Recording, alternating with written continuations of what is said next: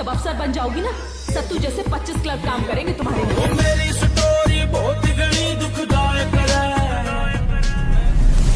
UPSC exam तो निकालना है, बहुत ही गर्व की बात है। लेकिन यार मेंस का सिलेबस अलग है, प्रीलिम्स का सिलेबस अलग है, और ये करंट अफेयर्स, इसका क्या करूं? कोई स्ट्रक्चर मिल जाता है, बहुत हेल्प हो जाती है। रील देखकर ये मोटिवेटेड है, इसके पास सिलेबस है, करंट अफेयर्स के सोर्सेस हैं, सब कुछ है, लेकिन स्ट्रेटजी की कमी है। क्या आप इसके जैसे हैं?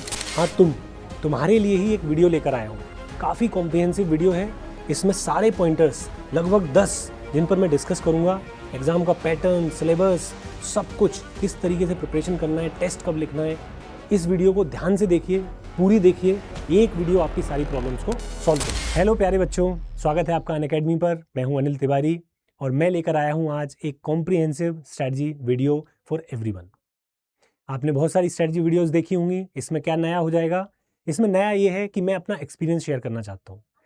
3 मेंस और इंटरव्यू में अपीयर होने के बाद और 3 साल की मेंटरशिप देने के बाद आज मैं आपके सामने वो सारी नॉलेज उड़ेलना चाहता हूँ, जिससे हो सकता है आपकी प्लानिंग बहुत अच्छी हो जाए। हो सकता है आप अगले 6 महीने में बहुत प्रोडक्टिव हों, 1 साल में बहुत प्रोडक्टिव हों और आपका एग्ज़ाम अच्छे से जाए। तो इस वीडियो को वो लोग ज़रूर देखें जो कहीं ना कहीं स्ट्रगल कर रहे हैं। किन चीज़ों से स्ट्रगल कर रहे हैं? हो सकता है आप अपनी प्रिपरेशन शुरू कर रहे हो, आपने अभी जस्ट स्टार्ट किया हो और आप कॉलेज जाते हो, या हो सकता है आप वर्किंग प्रोफेशनल हो, या आपकी प्रिपरेशन कहीं ना कहीं एक लेवल तक जा चुकी है। तो आप जब अपने आप को आइडेंटिफाई करें किसी एक से, तो समझ लीजिए ये वीडियो आपके लिए है। इस वीडियो में आपका डिस्कशन होगा, इस वीडियो में यूपीएससी के पैटर्न का डिस्कशन होगा, इस वीडियो में क्या क्या होगा उसका एक ओवरव्यू मैं आपको देता हूँ। इस वीडियो में हम जानेंगे, जो कि बहुत ही इंपॉर्टेंट है, कि एग्जाम का पैटर्न क्या है। मैं जानता हूं कई लोगों को लगता होगा कि उन्हें पता है अच्छे से, बट इसमें बहुत सारी ऐसी इंफॉर्मेशन आपको मिलेगी जो हो सकता है आपने ध्यान न दी हो। एक ऑफिसर की क्वालिटी होती है जिसको मैं बोलता हूं officers like quality.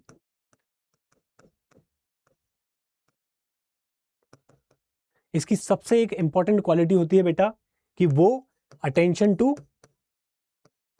To detail रखते हैं। इसी क्वालिटी को आज हम अप्लाई करेंगे, अटेंशन टू डिटेल्स। आप एक ऑफिसर बनना चाहते हैं, ऑफिसर बनने वाले हैं, तो आपको अटेंशन टू डिटेल अब फॉलो करना है। तो ये डिटेल में मैंने लिखा हुआ है कि कैसे हम इस वीडियो पर डिस्कशन करेंगे। सबसे पहला एग्जाम पैटर्न, देन दूसरा हम इस सिलेबस को, इस एग्जाम के सिलेबस को डिस्कस करेंगे। फिर हम देखेंगे कि हमें कहाँ से क्या पढ़ना है। फिर हम देखेंगे कि करंट अफेयर्स को कैसे इनकॉर्पोरेट किया जाता है, कैसे पढ़ा जाता है। Then we will go towards optional selection, जो कि एक बहुत बड़ा पिलर है आपके सिलेक्शन में। ऑप्शनल को हल्के में नहीं लेना है, ध्यान से सुनिएगा। फिर हम जाएंगे कि कैसा शेड्यूल हमें फॉलो करना चाहिए, डेली, मंथली। अगर मेरा 2 साल बाद अटेम्प्ट है, 1 साल बाद अटेम्प्ट है, तो मैं कैसे अपने शेड्यूल को बनाऊं, प्लानिंग कैसे करूं। टेस्ट्स कैसे देना है, कब देना है नहीं देना है, ना दे के क्या नुकसान होगा और किस तरीके से नहीं देना है, ये सब हम डिस्कस करेंगे। नोट्स, देखिए प्रीलिम्स में काम चल जाता है बुक से, प्रीलिम्स में बच्चे बुक से काम चला लेते हैं, मैंने भी चलाया है, लेकिन मेंस बिना नोट्स के नहीं निकलता है, नोट्स बनाने ही पड़ेंगे। तो हम नोट्स पर बात करेंगे। देन एक बहुत ही की और क्रिटिकल एस्पेक्ट है जो है रिवीजन, क्योंकि बिना रिवीजन के आपको कुछ याद नहीं रहेगा। इस एग्जाम में बहुत पढ़ना होता है, तो वो हम डिस्कस करेंगे कि रिवाइज कैसे करते हैं, एक्टिव रिकॉल, पैटर्न रिकॉग्निशन, इन सब की मैं बात करूंगा। देन मेरे अब तक के एक्सपीरियंस में, मेंस, इंटरव्यू और मेंटरशिप, इस सब के एक्सपीरियंस में क्या डूज एंड डोंट्स निकल के बाहर आए, जो बच्चे को करना चाहिए और नहीं करना चाहिए, वो हम डिस्कस करेंगे। चलिए शुरू करते हैं। सबसे पहली चीज कि एग्जाम आप क्यों फाइट कर रहे हैं, इस एग्जाम की तैयारी आप कर ही क्यों रहे हैं, क्या जरूरत पड़ी है? तो आपका आंसर होगा कि सर आईएएस बनना है, आईपीएस बनना है, या मुझे फॉरेन सर्विसेज में जाना है, जयशंकर जी से प्रभावित हूं, या हो सकता है मैं आईआरएस बनना चाहता हूं। और क्या बनना चाहते हैं आप, और क्या बन सकते हैं इस एग्जाम के थ्रू, आइए जानते हैं। आपका जो गोल है वो गोल आईएएस आईपीएस का है, लेकिन इस एग्जाम के थ्रू आपको इन सारी सर्विसेज में जॉब मिल सकती है। आईएएस, आईएफएस, आईपीएस सबको पता है, लेकिन इतनी सारी सर्विसेज होती हैं जिनमें आपको इस एग्जाम के थ्रू जॉब लगती है। इन सब में आपने बहुत सारी सुनी होंगी, बहुत सारी नहीं सुनी होंगी, लेकिन आप ध्यान से देखिए, इंफॉर्मेशन सर्विस हो, पोस्टल सर्विस हो, रेलवे की सर्विसेज हो, मैनेजमेंट हो या ट्रैफिक हो, सारी इसी एग्ज़ाम के थ्रू होती हैं। तो बड़ा ही इंपॉर्टेंट एग्ज़ाम है। बहुत सारी ऐसी नौकरी हैं जो आपको मिलती हैं जो कि बहुत हाई लेवल की होती हैं। तो ये सारी जो जॉब्स हैं, ये सारी जॉब्स के लिए हम तैयारी कर रहे हैं और हमने डिसाइड किया था कि हमें प्रिपरेशन करना है। अब क्या, कई बच्चे थोड़ा सा झिझकते हैं, उन्हें लगता है कि हो सकता है कि मैं एलिजिबल ना हूँ, हो सकता है मुझे मेरी उम्र सही ना हो, या मैं कॉलेज में हूँ तो हो सकता है मेरी एज अभी उतनी नहीं हुई कि मैं एग्ज़ाम लिखूँ, न लिखूँ। तो मैं थोड़ा सा उस बारे में डिस्कस करना चाहूँगा कि एग्ज़ाम कौन लिख सकता है, who can write this exam. देखिए, इस एग्ज़ाम को लिखने के लिए आपकी उम्र जो है वो 21 साल की होनी चाहिए, 21 ईयर्स। ये काउंट करता है यूपीएससी 1 अगस्त। जिस साल आप लिखोगे अटेम्प्ट, उस साल 1 अगस्त को आप 21 साल के हो जाने चाहिए। ठीक है, पहली चीज़। दूसरी चीज़, आप इंडियन हो, मोस्टली सारी सर्विसेज खुली हैं इंडियंस के लिए, और आप कुछ और सिटीजन हो तब भी आप इसको लिख सकते हो। तीसरी जो चीज़ है वो है ग्रेजुएट होना चाहिए, या आप उस समय तक, जैसा यूपीएससी नोटिफिकेशन में बताती है, आप अपना फाइनल एग्जाम पास करके और आपके पास सर्टिफिकेट आ जाएगा, तो आप ग्रेजुएट होना चाहिए। किसी भी मान्यता प्राप्त इंस्टीट्यूशन से, अप्रूव्ड इंस्टीट्यूशन से आपका ग्रेजुएशन होना चाहिए। ये बेसिक जो फंडा है ये है। दूसरा, बहुत लोगों को कन्फ्यूजन आता है कि कौन लिख सकता है और कितनी बार लिख सकता है। तो मैं बताता चलूँ आपको कि मैं आगे दिखाऊंगा अभी कि आप इसमें 6 अटेम्प्ट लिख सकते हैं अगर आप जनरल कैटेगरी के हैं, और आपको बेसिकली 33 साल का नहीं होना है, 33 साल से पहले पहले लिखना है। अब वो 33 साल का भी कैलकुलेशन कैसे होगा, 1 अगस्त से होगा, तो आपको उससे पहले ये एग्ज़ाम लिखना होता है, और 6 अटेम्प्ट आप लिख सकते हैं। बाकी कैटेगरीज के लिए अटेम्प्ट थोड़े बढ़ जाते हैं, 9 हो जाते हैं ओबीसी के लिए, अनलिमिटेड हो जाते हैं एससी एसटी के लिए, बट वहाँ पे भी एज की लिमिट है, 35-37 ऐसा लिमिट है उधर। ठीक है, वो लेटेस्ट नोटिफिकेशन से हम देख लेंगे, लेकिन आप ध्यान रखें कि 6 ही अटेम्प्ट आपके पास होते हैं और 21 साल से आप शुरू कर सकते हैं, और ग्रेजुएट आपको होना चाहिए। ये वो लोग हैं जो इस एग्जाम को लिख करके आईएएस, आईपीएस, आईएफएस बन सकते हैं। अब बात करते हैं, ये तो हुई सर्विसेज आपकी। अब बात करते हैं कि बहुत सारे जो मिथ्स हैं बच्चों के बीच में। मिथ कैसे मिथ हैं कि बहुत सारे बच्चे ऐसा सोचते हैं कि यार जो आईआईटी और जो आईआईएम के बच्चे हैं या एनआईटी के बच्चे हैं, ठीक है, उनका ही सिलेक्शन होता है, या डीयू से पढ़े हों, बड़े कॉलेज से पढ़े हों, तभी उनका सिलेक्शन होता है। ऐसा बिल्कुल नहीं है, ऐसा बिल्कुल नहीं है। इन सब के पीछे जो परसेप्शन बना है, वो परसेप्शन एक कारण है उसका क्या कारण है कि बहुत सारे बच्चे इन कॉलेजेस से निकल के इस एग्जाम की तैयारी कर रहे हैं, और इन कॉलेजेस में एडमिशन पाने के लिए उन्होंने ऑलरेडी कॉम्पिटिटिव एग्जाम की तैयारी की थी, तो उन्हें आइडिया अच्छा होता है। समझ रहे हैं आप, पहले ही वो एक कॉम्पिटिटिव हर्डल पार कर चुके हैं, उनको एक्सपीरियंस है। वो एक अच्छे कॉलेज में पढ़े तो उनने और एक्सपीरियंस ले लिया। एक्सपीरियंस की बात कर रहा हूं, इनहेरेंटली उनके अंदर ऐसा कुछ इतना अच्छा नहीं होगा, आईक्यू उनका हाई हो सकता है, लेकिन इनहेरेंटली कुछ पैदा करके वो कुछ लेके नहीं आए, बट उन्होंने एक्सपीरियंस गेन किया। फिर इन बच्चों के साथ क्या है कि ये बहुत बड़ी संख्या में ये एग्जाम को दे रहे हैं, तो उतनी ही संख्या में इनका सिलेक्शन भी होता है, इसलिए ये दिखता है कि इन्हीं से सिलेक्शन होता है। दोनों में बात अलग है। दूसरा, इंग्लिश और हिंदी मीडियम और अदर मीडियम, रीजनल मीडियम में बात चलती है कि इंग्लिश मीडियम से ज़्यादा सिलेक्शन होते हैं। देखिए, ऐसा इसलिए भी है क्योंकि ज़्यादा बच्चे अपेयर हो रहे हैं उस मीडियम से, रिसोर्सेज ज़्यादा अवेलेबल है। ऐसा इनहेरेंटली यूपीएससी बायस नहीं है कि सिर्फ इंग्लिश से ही सिलेक्शन लेना है। आप मेरी बात समझ पा रहे होंगे कि हमें परसेप्शन को अपने दिमाग में नेगेटिवली नहीं लेना है। नेगेटिवली कब आप लेंगे कि इनहेरेंटली एग्जाम मेरे लिए बायस्ड है, ऐसा नहीं है। एग्जाम सबके लिए एक जैसा है, बस नंबर्स बदल जाते हैं क्योंकि उतने ज़्यादा लोग फाइट कर रहे हैं, रिसोर्सेज उतने डिफरेंट अवेलेबल हैं। यूपीएससी आपके साथ डिस्क्रिमिनेट नहीं करता इन जनरल। देन कुछ लोग बोलते हैं कि ऑप्शनल्स जो हैं वो कुछ ऑप्शनल्स में मार्क्स ज़्यादा आते हैं, कुछ ऑप्शनल्स में मार्क्स कम आते हैं। इसमें थोड़ी सी सच्चाई है, लेकिन फिर भी ये सच्चाई एक हद तक लिमिटेड है। कैसे लिमिटेड है कि ऑप्शनल का जो सिलेक्शन है, जो चूज करना है, वो आप कोई भी कर सकते हैं। तो कोई लिमिटेशन यूपीएससी ने नहीं लगाई कि आप ग्रेजुएट होगे तभी ऑप्शनल चूज कर पाओगे, या आप मास्टर्स होगे तभी इस ऑप्शनल को ले पाओगे, या आप पीएचडी होगे तभी आप इस ऑप्शनल को ले पाओगे। ऐसा कोई लिमिटेशन नहीं है। इसका मतलब क्या है कि ऑप्शनल जो है वो ओपन है सबके लिए। ओपन है तो हम भी ले सकते हैं, हम लेकर उसमें फाइट कर सकते हैं। तो पहले तो हम सिलेक्शन अच्छा करेंगे ऑप्शनल का, दूसरा, ऑप्शनल पर बहुत सारे और दूसरी चीजें लगती हैं जिसकी वजह से हमें ट्रेंड देखने को मिलता है, वो मैं डिस्कस करूंगा आगे। एक और मिथ है कि कोचिंग करें कि ना करें। कोचिंग करने वालों का सिलेक्शन ज्यादा होता है कि सेल्फ स्टडी का सिलेक्शन ज्यादा होता है। ये देखिए, बाइनरी में मत जाइएगा। बाइनरी का मतलब ये होता है कि हाँ, करने से ही सिलेक्शन होगा और नहीं करने से भी हो जाएगा, करना जरूरी नहीं है, करना जरूरी है। इस डिबेट में मत जाइए। आप ये सोचिए कि इस एग्जाम की स्ट्रेंथ क्या है, इस एग्जाम की स्कोप क्या है। देखिए, इस एग्जाम का स्कोप बहुत बड़ा है। बहुत बड़े से मेरा मतलब है कि अंडर द सन आपसे इलेक्ट्रिक व्हीकल के बारे में भी पूछा जाएगा, आपसे एंशिएंट हिस्ट्री के बारे में पूछा जाएगा, आपसे आपका ऑप्शनल भी पूछा जाएगा टेक्निकल लेवल पर, ठीक है। आपसे आपका इंटरव्यू भी लिया जाएगा, बहुत अच्छे से सवाल पूछे जाएंगे आपसे। तो कहीं ना कहीं हमें जरूरत पड़ेगी हेल्प की। मैं ये नहीं कह रहा कि वो नेसेसिटी है, मैं ये कह रहा हूं कि उसकी हेल्प से आप थोड़ा फास्ट तैयारी कर सकते हैं, एफिशिएंसी आपकी हाई हो सकती है, टाइम बचा सकते हैं, और कई जगह पे आपको हो सकता है उतनी नॉलेज खुद से ना आए। जैसे मैं एक बात करता हूं हमेशा, इस आर्गुमेंट को मैं हमेशा बोलता हूं कि जैसे आप ऑप्शनल को लो, ऑप्शनल में आपको एमएससी लेवल, ऑनर्स लेवल की तैयारी करनी होती है, जस्ट उसके नीचे।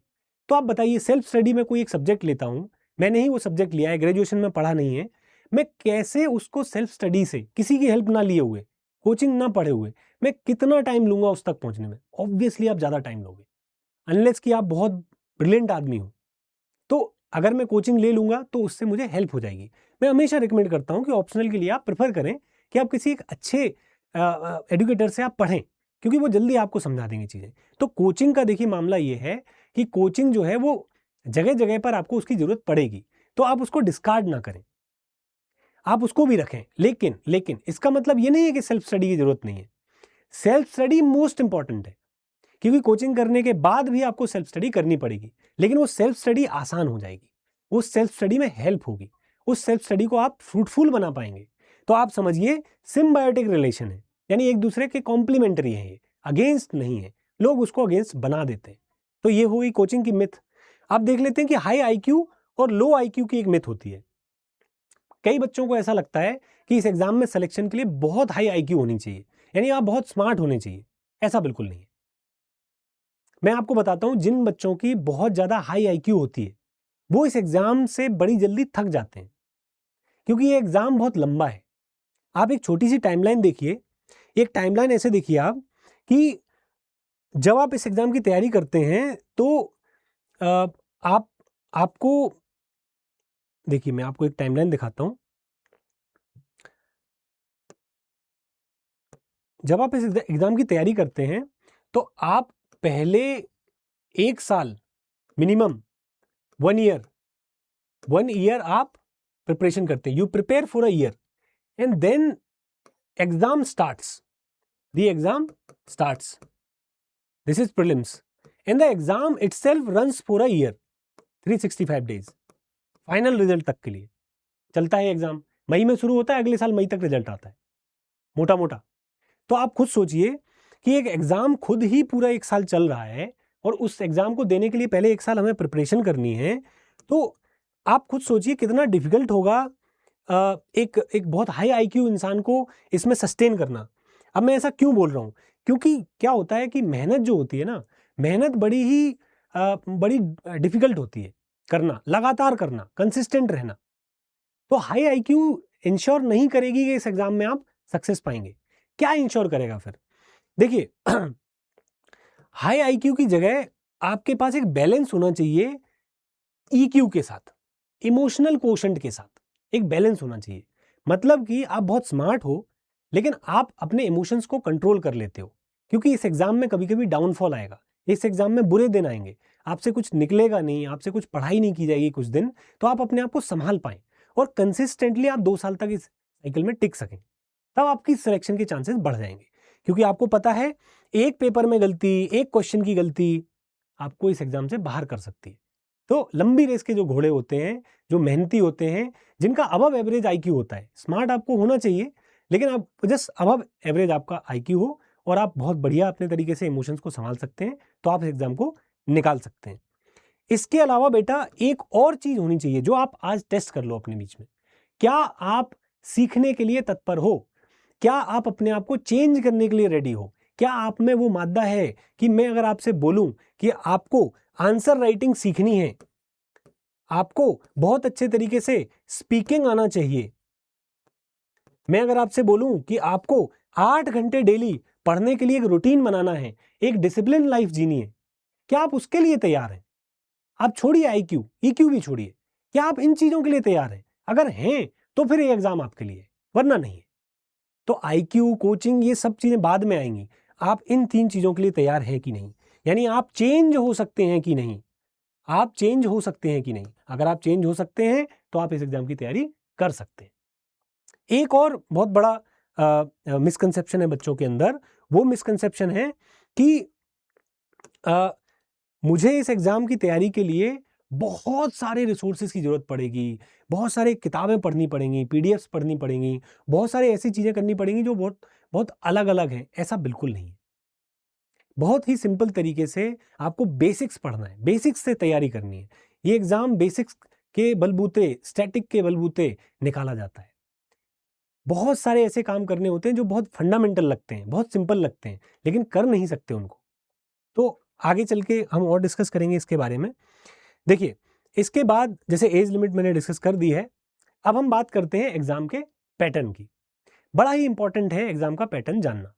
देखिए, इस एग्जाम में जो पैटर्न है वो कुछ इस तरीके से है। ये मैंने UPSC के खुद नोटिफिकेशन से मैंने निकाल के आपको दिया है। मैं नोटिफिकेशन भी अभी दिखाऊंगा आपको। देखिए, इस एग्जाम की 2 स्टेज होती हैं, एक होती है प्रीलिम्स और एक होती है मेंस। UPSC के अकॉर्डिंग हो सकता है आपके अकॉर्डिंग 3 स्टेज हो, लेकिन यहां ये कह रहा है कि प्रीलिम्स होती है और मेंस होती है। मेंस के अंदर ही एक रिटन एग्जाम होता है और एक इंटरव्यू होता है। ये जो रिटन एग्जाम होता है इसको ही हम मेंस कहते हैं, कोलोकियल भाषा में इसको ही मेंस कहते हैं, लेकिन एक्चुअल में मेंस इन दोनों से मिलके बना होता है। तो ये 2 स्टेज होती हैं। अब इन 2 स्टेज के अंदर क्या है, इन 2 स्टेज के अंदर बेटा ये हो गया प्रीलिम्स, ये हो गया मेंस। इन 2 स्टेज के अंदर रिटन एग्जामिनेशन है, इंटरव्यू है, और प्रीलिम्स के अंदर GS का पेपर आता है एंड CSET का पेपर आता है। GS का मतलब क्या है? GS का मतलब है जनरल स्टडीज। CSET का मतलब क्या है? Civil services aptitude test. ये आपके दोनों ही कैसे पेपर होते हैं बेटा? ऑब्जेक्टिव पेपर होते हैं। मतलब कि MCQ पूछे जाते हैं, आपसे एक क्वेश्चन दिया जाता है, 4 ऑप्शन दिए जाते हैं, और उन 4 ऑप्शंस में से आपको ABCD चुनना होता है, OMR में भरना होता है। इस GS के पेपर में आपके 100 क्वेश्चंस आते हैं, इस CSET के पेपर में आपके 80 क्वेश्चंस आते हैं। ये जो पेपर है बेटा GS का, मैं यहां लिख देता हूं, इसमें 80 क्वेश्चंस आते हैं। इसके लिए भी UPSC आपको 2 आवर्स का टाइम देती है, इसके लिए भी UPSC आपको 2 आवर्स का टाइम देती है। ये जो है पेपर GS का, ये 200 मार्क्स का होता है। ये जो पेपर है वो आपका 200 मार्क्स का होता है, लेकिन यहां देखो ध्यान से, 80 क्वेश्चन 200 मार्क्स के होते हैं, यहां 100 क्वेश्चन 200 मार्क्स के होते हैं। ये डिफरेंस नोट करना। दोनों में ही आपका 1/3 नेगेटिव मार्किंग होती है, 1/3 आपका नेगेटिव कटता है।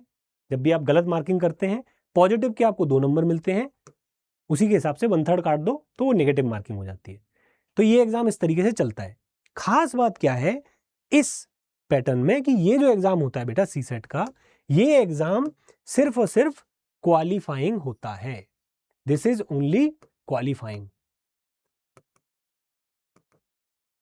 इसमें आपको 33% मार्क्स लाने होते हैं, अराउंड 66 नंबर आपको लाने होते हैं, 66-67 नंबर आपको लाने होते हैं इस एग्जाम को, इसको क्रॉस करने के लिए। जब आप इसको क्रॉस कर जाते हैं, इससे आपको मेंस लिखने को मिलता है। इन दोनों के कॉम्बिनेशन पे आपको मेंस लिखने को मिलता है। ये क्वालिफाई कर जाओ और इससे बनती है मेरिट, मेरिट या कट ऑफ, जो भी बोलना चाहो आप, और वो कट ऑफ आप क्रॉस कर गए तो आप फिर मेंस लिख सकते हो। और ये जो स्टेज है प्रीलिम्स की, ये यहीं खत्म हो जाती है, ये यहीं खत्म हो जाती है। अगर आपने इसको क्रॉस कर लिया, अब सिलेक्शन में इसका कोई रोल नहीं है। सिलेक्शन में क्या क्या किसका रोल होता है? सिलेक्शन में रोल होता है मेंस का। यहां से आता है, इसको इक्वल करके लिखा करो हमेशा, मेंस इक्वल्स सिलेक्शन और मेरिट। अरे नाम भी मेंस है, समझ रहे हो। अब इसमें क्या होता है बेटा, इसमें देखो 9 पेपर होते हैं टोटल। कितने पेपर होते हैं? 9। मैं एक एक करके सारे पेपर डिस्कस कर देता हूं, ध्यान से सुनिएगा। लैंग्वेज के पेपर्स होते हैं, 2 लैंग्वेज के पेपर्स होते हैं सबके लिए, कुछ एक्सेप्शंस हैं। 2 लैंग्वेज के पेपर होते हैं। एक कंपल्सरीली आपका इंग्लिश का पेपर होता है। अंग्रेज चले गए लेकिन अंग्रेजी अभी नहीं गई है, तो इंग्लिश का पेपर एक होता है। देन एक इंडियन लैंग्वेज का पेपर होता है। इंडियन लैंग्वेज का पेपर होता है। ये कौन सी इंडियन लैंग्वेज है बेटा? ये है वो लैंग्वेज जो आपकी 8th शेड्यूल में मिलती हैं। अब हो सकता है कई बच्चों को पता नहीं हो कि 8th शेड्यूल क्या है, तो आप अगर 500 का नोट हो आपके पास, तो उस नोट के पीछे आप कुछ लैंग्वेजेस देखेंगे, तो उन लैंग्वेज में आप ये लिख सकते हैं। और भी बहुत सारी लैंग्वेजेस हैं, आप 8th शेड्यूल गूगल करना, आपको वो लैंग्वेजेस मिल जाएंगी। उन लैंग्वेजेस का पेपर होता है। ये पेपर जो है बेटा वो 300 नंबर का होता है। सबसे पहले यही पेपर होते हैं, 300 नंबर का है। ऑप्शनल से पहले ये पेपर होते हैं, ठीक है। ये 300 नंबर का है और इसमें आपको 25% मार्क लाने होते हैं। कितना प्रतिशत मार्क लाने होते हैं? 25%। ध्यान रहे, सीसेट में आपको 33% लाने थे, यहां आपको 25% लाने हैं। और ये 300 नंबर का होता है, ध्यान से रखना। आप किसी दोस्त से पूछना, उसको नहीं पता होगा, प्रिपरेशन कर रहा होगा, नहीं पता होगा, ये वीडियो भेज देना। फिर ये जो पेपर पूरे होते हैं दोनों, ये होते हैं आपके सिर्फ और सिर्फ आपको इन्हें क्रॉस करना होता है, क्वालिफाई करना होता है। क्यों क्वालिफाई करना होता है? यूपीएससी कहती है अगर आप इनमें फेल हो गए, 25% मार्क्स अगर आप नहीं लेके आए, तो आपके ये जो पेपर हैं चेक नहीं होंगे, ठीक है। मेंस इज सब्जेक्टिव, तो वहां एग्जाम के जो पेपर हैं वो चेक होते हैं। यहां आंसर राइटिंग करनी होती है आपको, तो वो चेक होते हैं। वो चेक तभी करते हैं जब ये लैंग्वेज के पेपर आप पास कर जाओ। जब आप इनको पास कर जाते हैं, फिर आपके ये पेपर भी होते हैं। इन पेपर में जो है आप देखो, जीएस के 4 पेपर होते हैं, 1 2 3 4। एक आपको निबंध लिखना होता है, ऐसे लिखना होता है, और इसमें 3 ऐसे आ गए। और ऑप्शनल का पेपर होता है आपका। ऑप्शनल का पेपर होता है जिसमें 2 पेपर होते हैं। ऑप्शनल के 2 पेपर होते हैं, पेपर 1 एंड पेपर 2। फिर आपका इंटरव्यू होता है, ठीक है। यहां जो पेपर्स हैं सारे के सारे कितने मार्क्स के होते हैं? 250 मार्क्स के होते हैं हर एक। इनमें आते हैं जीएस 1 2 3 4 में आते हैं आपके 20 क्वेश्चंस, 20 क्वेश्चंस आते हैं। ऐसे में आपको दिए जाते हैं 8 टॉपिक, जिसमें से आपको 2 ऐसे लिखने होते हैं। 8 टॉपिक में से 2 ऐसे लिखने होते हैं। फिर आप जाओ ऑप्शनल पेपर पर। ऑप्शनल पेपर में 2 पेपर होते हैं, जहां आपको हर पेपर में 19 क्वेश्चंस लिखने होते हैं। 19 क्वेश्चन लिखने होते हैं, ठीक है, दोनों पेपर में। यहां पे थोड़े से अलग अलग मार्क्स के क्वेश्चंस होते हैं। 10 नंबर के भी क्वेश्चंस आते हैं, यहां 15 के भी आते हैं, और यहां 20 के भी आते हैं। इसमें भी 20 का क्वेश्चन आता है और 10 का क्वेश्चन आता है। इनमें जो है जीएस 1 2 3 में जो है 10 और 15 मार्क के क्वेश्चन आते हैं। अब लग रहा है ना कि एग्जाम में इतना कुछ है, इतना कुछ समझना है, इतना कुछ जानना है। तो देखिए एग्जाम पैटर्न कितना इंपॉर्टेंट होता है, क्योंकि आपको रियलाइज करना है ना, प्रिपरेशन यहीं से तो आएगी। तो 15 मार्कर 10 मार्कर के जीएस 1 2 3 में क्वेश्चंस होते हैं। जीएस 4 में 10 मार्कर 20 मार्कर होते हैं। ऐसे के अंदर जो है वो 2 ऐसे लिखने होते हैं, ये भी 250 मार्क्स का होता है। तो एक क्वेश्चन यहाँ कितने मार्क्स का हो जाएगा? यहाँ क्वेश्चन 125 नंबर का हो जाएगा, एक ऐसे। तो 125 नंबर का भी क्वेश्चन हमें सॉल्व करना होता है। हमें ऑप्शनल में 15 20 10 डिपेंडिंग ऑन द पैटर्न, अभी तो यही चल रहा है, उस पैटर्न के बेसिस पे हमें 19 क्वेश्चन लिखने होते हैं। यहाँ बेटा चॉइस भी मिलती है। ऑप्शनल में आपको चॉइस करना होता है, कुछ कंपलसरी क्वेश्चंस होते हैं, ये सब नहीं पता होगा आपको, हो सकता है ना पता हो आपको। यहां ऑप्शनल के अंदर आपको कंपलसरी क्वेश्चंस लिखने होते हैं 10 मार्क के। फिर आपके पास चॉइस होती है कि आपको ग्रुप ऑफ क्वेश्चंस चूज करने पड़ते हैं। 2 पार्ट होते हैं, उन 2 पार्ट में आपको सॉल्व करना ही होता है एक एक क्वेश्चन। ये सारी चीजें आपको नहीं मालूम होंगी, इसलिए ये मैं वीडियो लेकर आया हूं। तो ये पूरा आपका एग्जाम का पैटर्न रहा। फिर पर्सनालिटी टेस्ट जो होता है बेटा, वो 275 नंबर का होता है, ठीक है। 275 नंबर का पर्सनालिटी टेस्ट होता है। अब देखिए यहां तक आने के बाद अब मैं आपसे एक चीज डिस्कस करना चाहूंगा कि जो बेटा कंपटीशन है वो कैसा है। देखिए 2025 नंबर है, मार्क्स है, जिनमें से आपका सिलेक्शन होता है, ठीक है। कितने टोटल मार्क्स हो गए जो हमने अभी किया कैलकुलेट, कितने हो गए? इन सबको मिलाओगे तो 2025 के आसपास आता है, ठीक है, टोटल इंटरव्यू मिला के, ठीक है। अब 2025 मार्क्स हो गए, ठीक है, जिन पे आपका सिलेक्शन होना है। अब यहां देखो, जो टॉप करता है, जो बिल्कुल टॉप करता है, वो 50% मार्क्स पे कर सकता है, बढ़िया रैंक ला सकता है। 50% पे बहुत बढ़िया रैंक ला सकता है।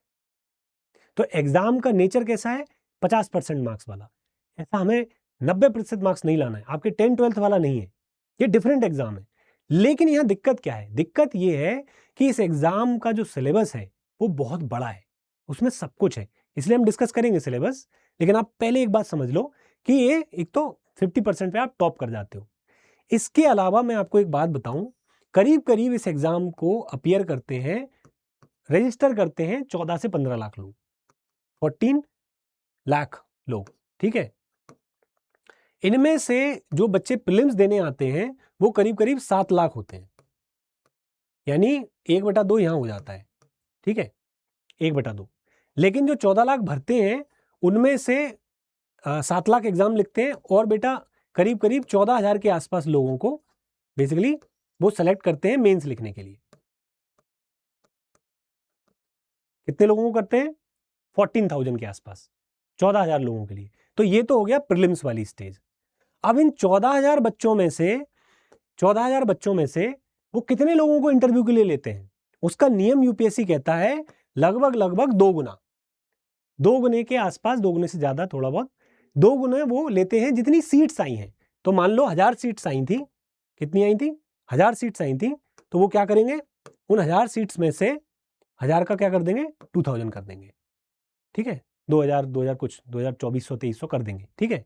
और 14,000 में से ये जो बच्चे हैं 2000 प्लस, ये इंटरव्यू के लिए अपीयर होंगे। तो आप 14 लाख से 2000 में आओगे, ठीक है। फिर इन 2000 में से आपको फिर से एक फिल्टर लगेगा और आप फाइनली एंड अप करोगे उन 1000 पोस्ट में जो निकली हैं, 1000, 700, 800, 900, 1000, 1100 निकलती रहती हैं। तो वहां आप फिर सिलेक्शन पाओगे। अब इसके अंदर भी बेटा अगर आपको आईएएस बनना है, आप किस कैटेगरी से हैं, तो फिर आपको उस तरीके की रैंक लानी पड़ेगी, ठीक है। तो टॉप 100 में आना पड़ता है, यूजुअली आईएएस बनने के लिए टॉप 100 में आना पड़ता है। तो ये कंपटीशन का लेवल है। अब इसमें कौन बच्चे पार्टिसिपेट कर रहे हैं, देखो कौन बच्चे पार्टिसिपेट कर रहे हैं। देखो इस लेवल पर जो 14 बच्चों ने फॉर्म भरा, 14 के वो 7 हो गए जो एक्चुअल में एग्जाम देने आए प्रीलिम्स का, उन 7 लाख में से सिर्फ 1 लाख के करीब करीब बच्चे ऐसे होते हैं, कितने? 1 लाख के करीब करीब बच्चे ऐसे होते हैं जो ढंग से प्रिपरेशन कर रहे होते हैं। क्योंकि आप और मैं जानते हैं बहुत सारे बच्चे बस देने आ जाते हैं एग्जाम की बात, दे लेते हैं, फॉर्म भर दिया, एग्जाम लिख दिया, ठीक है। तो सिर्फ कितने? 1 लाख बच्चे ही एग्जाम लिखते हैं, प्रिपरेशन करते हैं ढंग से। अब इन 1 लाख में से बहुत सारे बच्चे ऐसे होते हैं जो ऑलरेडी प्रीलिम्स निकाल चुके हैं, जो इंटरव्यू तक अपीयर्ड हैं, वो भी इसका पार्ट है। और जो बच्चे बहुत कंसिस्टेंटली प्रिपरेशन कर रहे थे और जो लिख रहे हैं अपना अटेम्प्ट, तो उनमें 1 लाख में से भी बेटा कुछ ऐसे 20,000 के बच्चे आसपास आप मान लो, 20,000 के आसपास बच्चे ऐसे मान लो जो कि बहुत ही हाईली कॉम्पिटिटिव तरीके से तैयारी कर रहे हैं, बहुत शानदार तरीके से तैयारी कर रहे हैं। बस ये है आपका कंपटीशन, एक्चुअल कंपटीशन ये है। क्योंकि बाकी सारे लोग जो हैं बेटा, जो मेंस की तैयारी है वो करते नहीं है, लगभग नहीं करते। तो अगर उनका प्रीलिम्स निकल भी जाएगा तो वो सिलेक्शन नहीं ले पाते। ये जो बच्चे हैं जिनका मेंस तैयार है, जो मेंस लिख चुके हैं, इंटरव्यू में अपीयर्ड हैं, या बहुत अच्छे लेवल की प्रिपरेशन पर हैं मेंस की और प्रीलिम्स की भी, वो 20,000, 10,000 से 20,000 के बीच में ही होते हैं, ज्यादा से ज्यादा, उससे ज्यादा नहीं होते। तो ये आपका मेन कंपटीशन होता है। अब ये कंपटीशन और थोड़ा इंटेंस हो जाता है क्योंकि जब आप प्रीलिम्स निकालोगे तो इन 14,000 में वो लगभग सारे ही बच्चे होते हैं जो या तो अपनी रैंक इंप्रूव करना चाहते हैं। मैं एग्जांपल दे देता हूं, कोई बच्चा सेलेक्ट हुआ, वो बन गया आईआरएस, अब उसको बनना है आईएएस, तो वो दोबारा एग्जाम लिख रहा है, वो प्रीलिम्स निकाल लेगा इजीली, वो मेंस में पहुंच जाएगा। तो वो बच्चा यहां होगा, वो अपने मार्क्स बढ़ाने आया है, ठीक है। तो जैसे ही आप मेंस में एंटर करते हैं कंपटीशन और बढ़ जाता है। फिर जब आप मेंस क्लियर करते हैं तब वहां जाके आपको पता चलता है इंटरव्यू हॉल में कि वहां सेलेक्टेड लोग बैठे हैं और देने आए इंटरव्यू, तो वहां कंपटीशन का इंटेंसिटी और हाई होता है।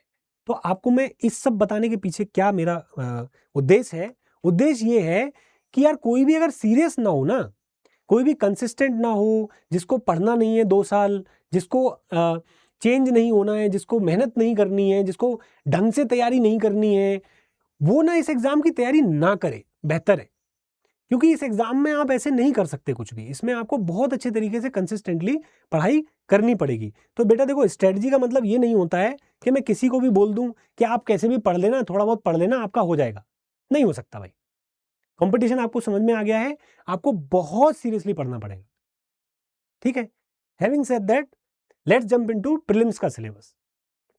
अब देखो, प्रीलिम्स का सिलेबस जो है वो आपका बड़ा ही जनरल सिलेबस है।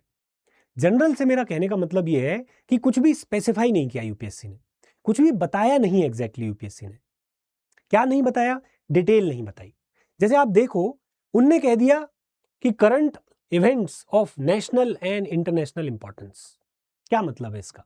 कि भाई कोई भी लेवल का जो है करंट अफेयर्स, इंटरनेशनल हो नेशनल हो, आपको पढ़ना है, हम कुछ भी पूछ सकते हैं, ठीक है। फिर इसमें कह रहे हैं history of India and Indian national movement.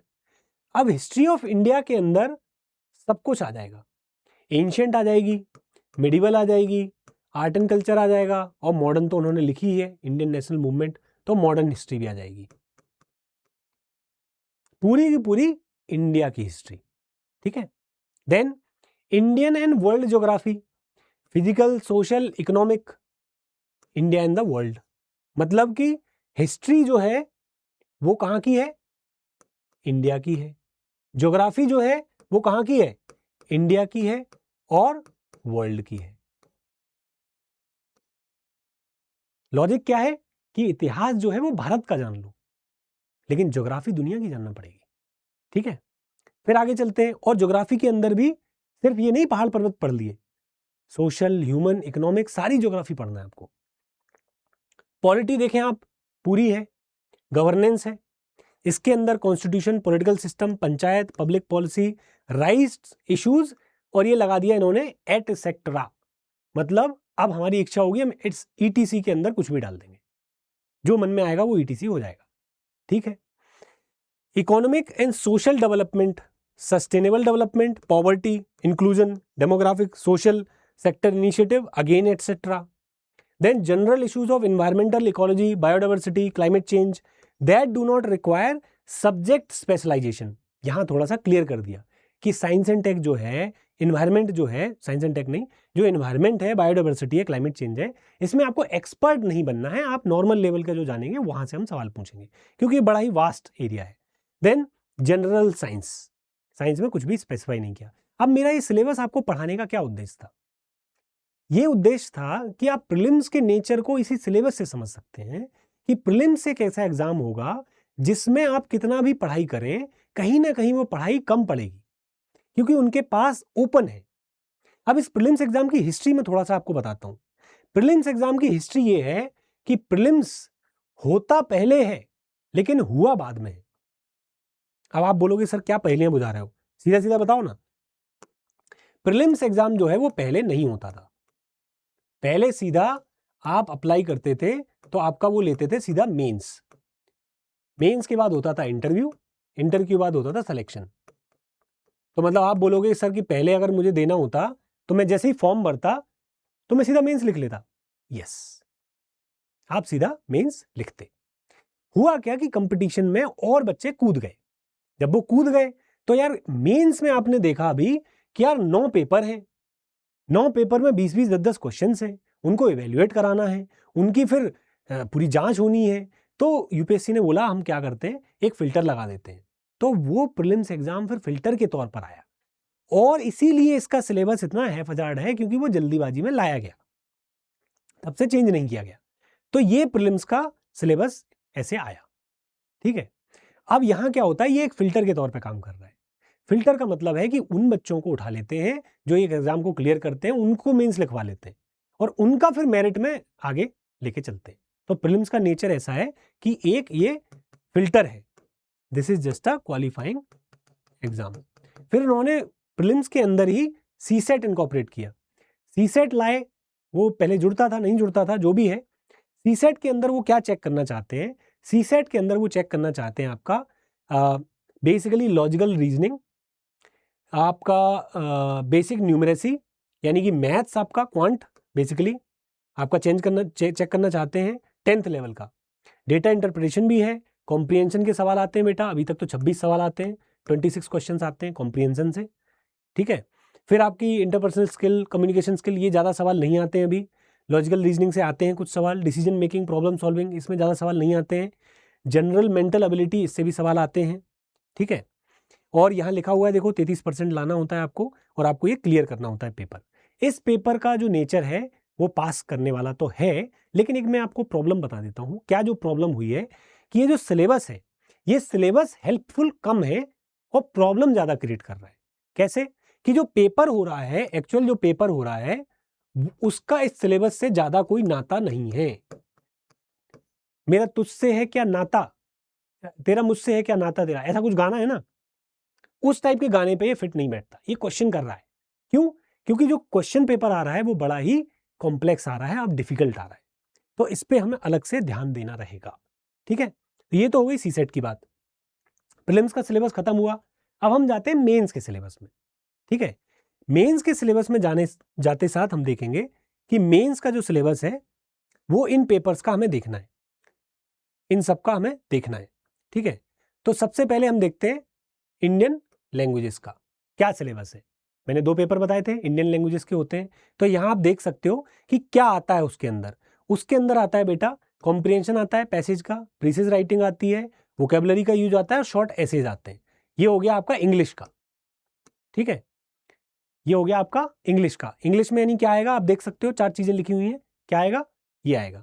फिर जो इंडियन लैंग्वेजेस हैं उसके अंदर क्या आएगा, उसके अंदर आता है comprehension of given passages, precise writing, usage and vocabulary, short essays, translation of English to Indian language and vice versa.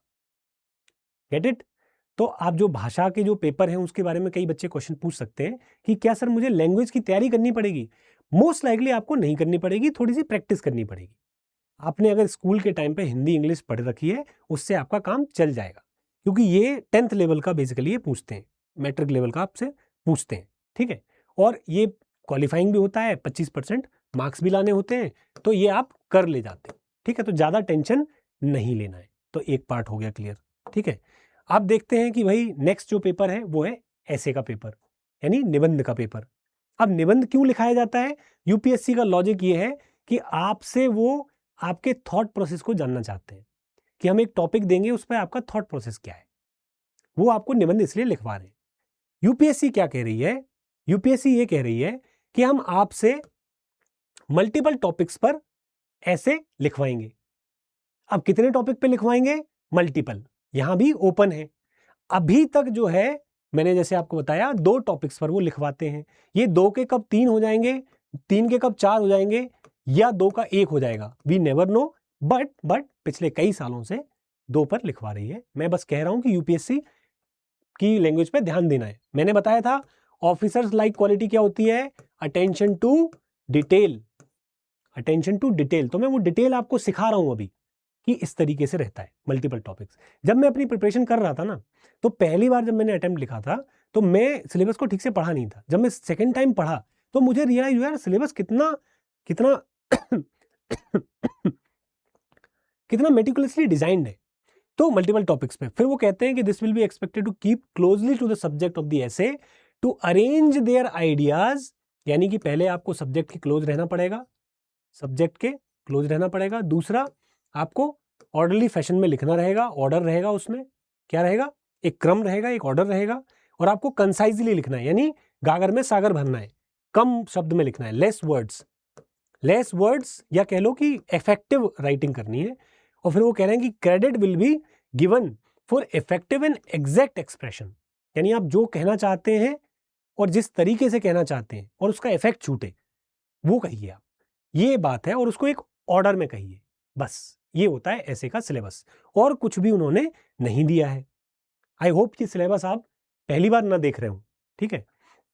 I will highly recommend to everybody, please memorise the syllabus. अब देखो मेंस का जो syllabus है वो काफी बड़ा है, काफी बड़ा है, ठीक है। जीएस 1 है, 2 है, 3 है, 4 है यहां। लेकिन मैं एक चीज आपको पॉइंट आउट करूंगा कि प्रीलिम्स और मेंस के सिलेबस में डिफरेंसेस है।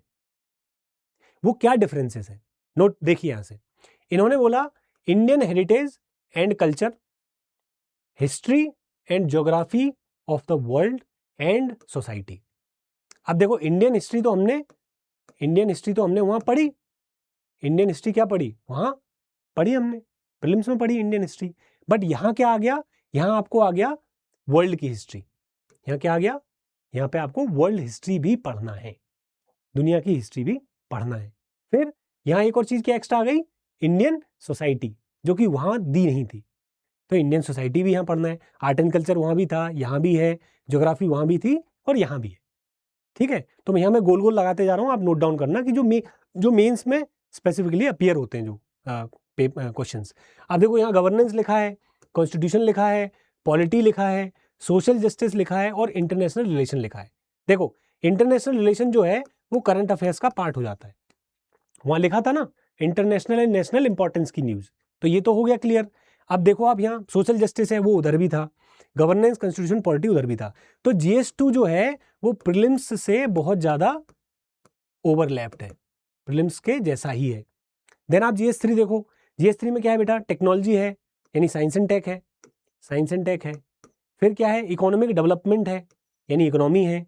देन बायोडाइवर्सिटी है, इन्वायरमेंट है, सिक्योरिटी एंड डिजास्टर मैनेजमेंट।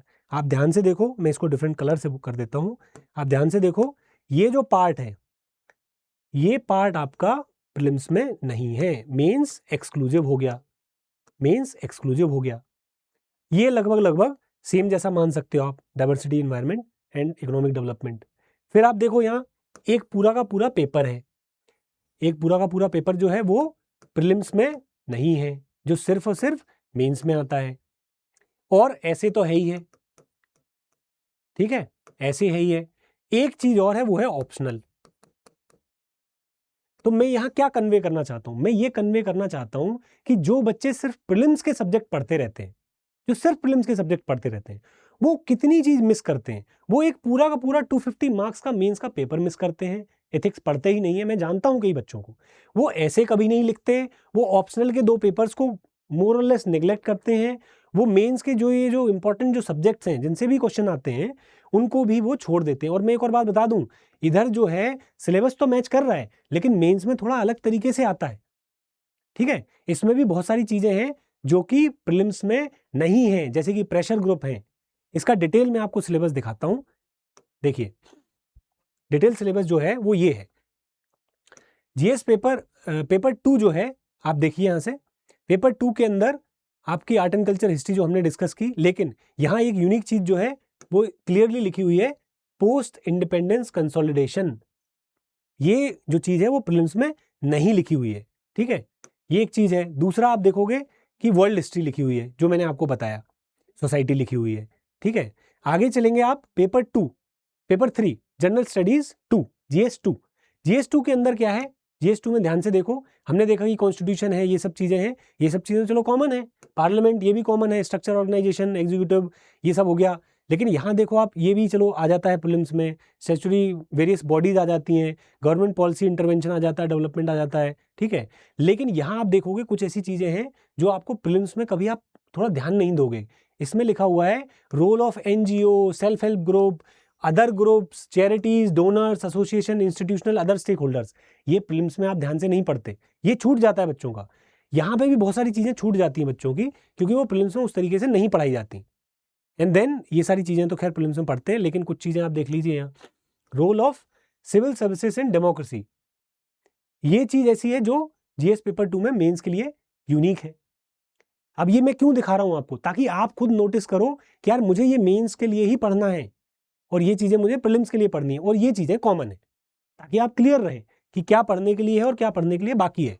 अब आप GS पेपर 3 में देखो, GS पेपर 3 में मैंने डिजास्टर मैनेजमेंट आपको बता दिया, और भी बहुत सारी चीजें हैं जो आप यूनिक समझ सकते हैं, लेकिन लगभग आप प्रीलिम्स के लिए पढ़ते ही हैं, GS3 को भी लगभग पूरा पढ़ते हैं, एक्सेप्ट जो मैंने आपको बताया, ठीक है। जैसे ये है आपकी बेसिकली सिक्योरिटी चैलेंजेस जो है, इंटरनल सिक्योरिटी वगैरह है, वो आपका यूनिक हो जाता है।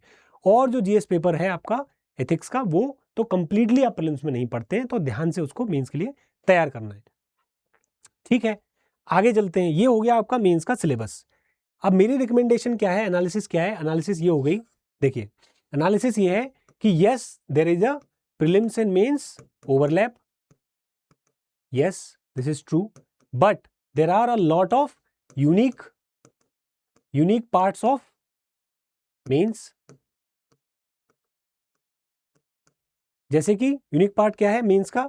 जैसे मेंस में एंशियंट एंड मिडिवल जो हिस्ट्री है, ध्यान से सुनना, क्या है?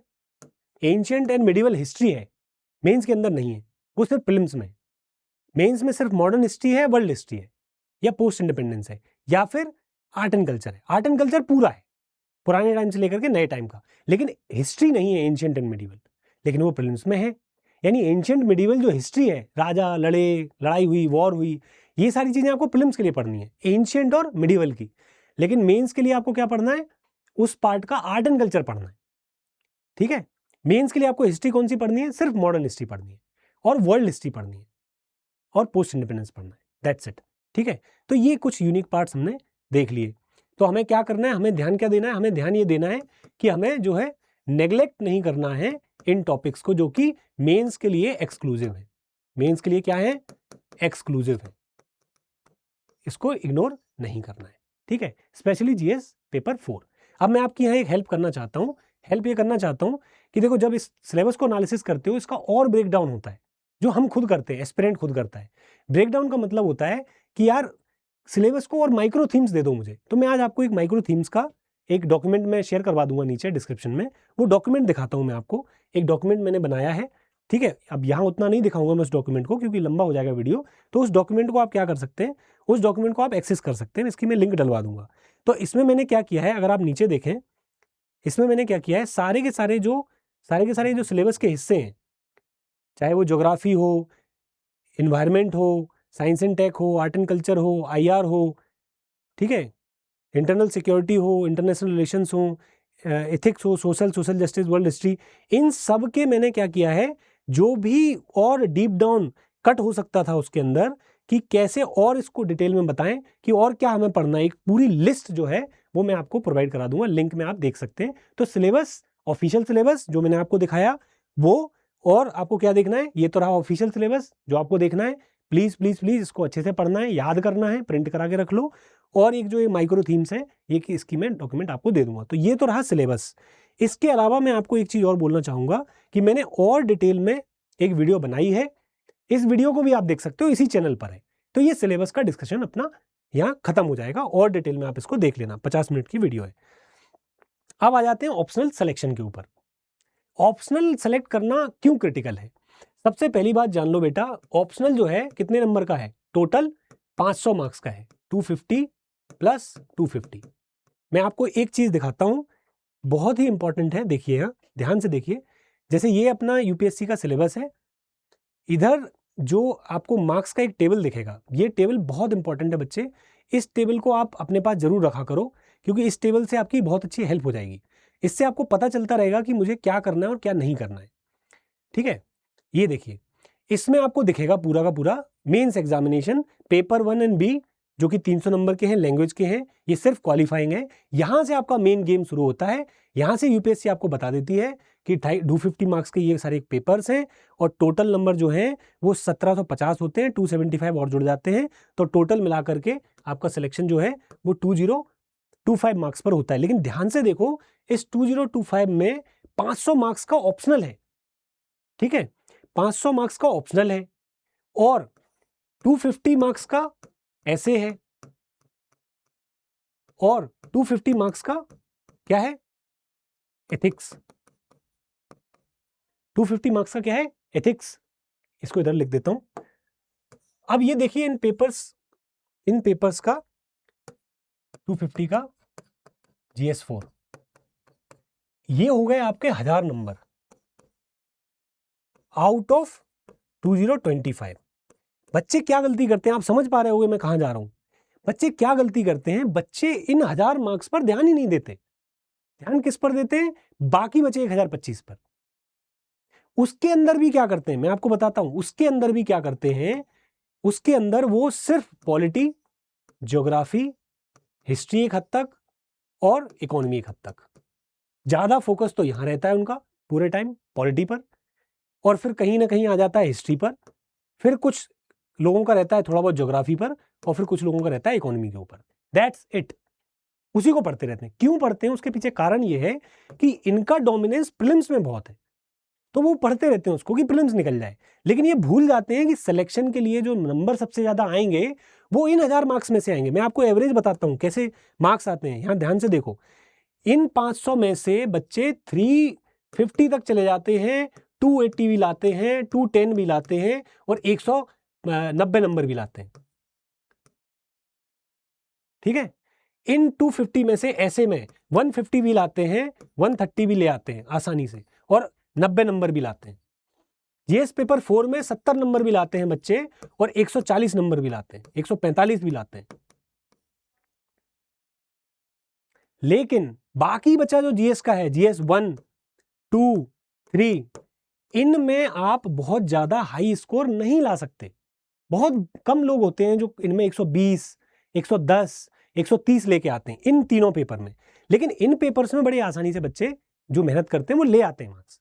तो अब आपका माइंडसेट चेंज कर लो। यहाँ से क्या माइंडसेट चेंज करना है, अगर मुझे सिलेक्शन चाहिए तो मुझे प्रीलिम्स निकालना है, मुझे इन पे फोकस करना है, मान लिया मैंने।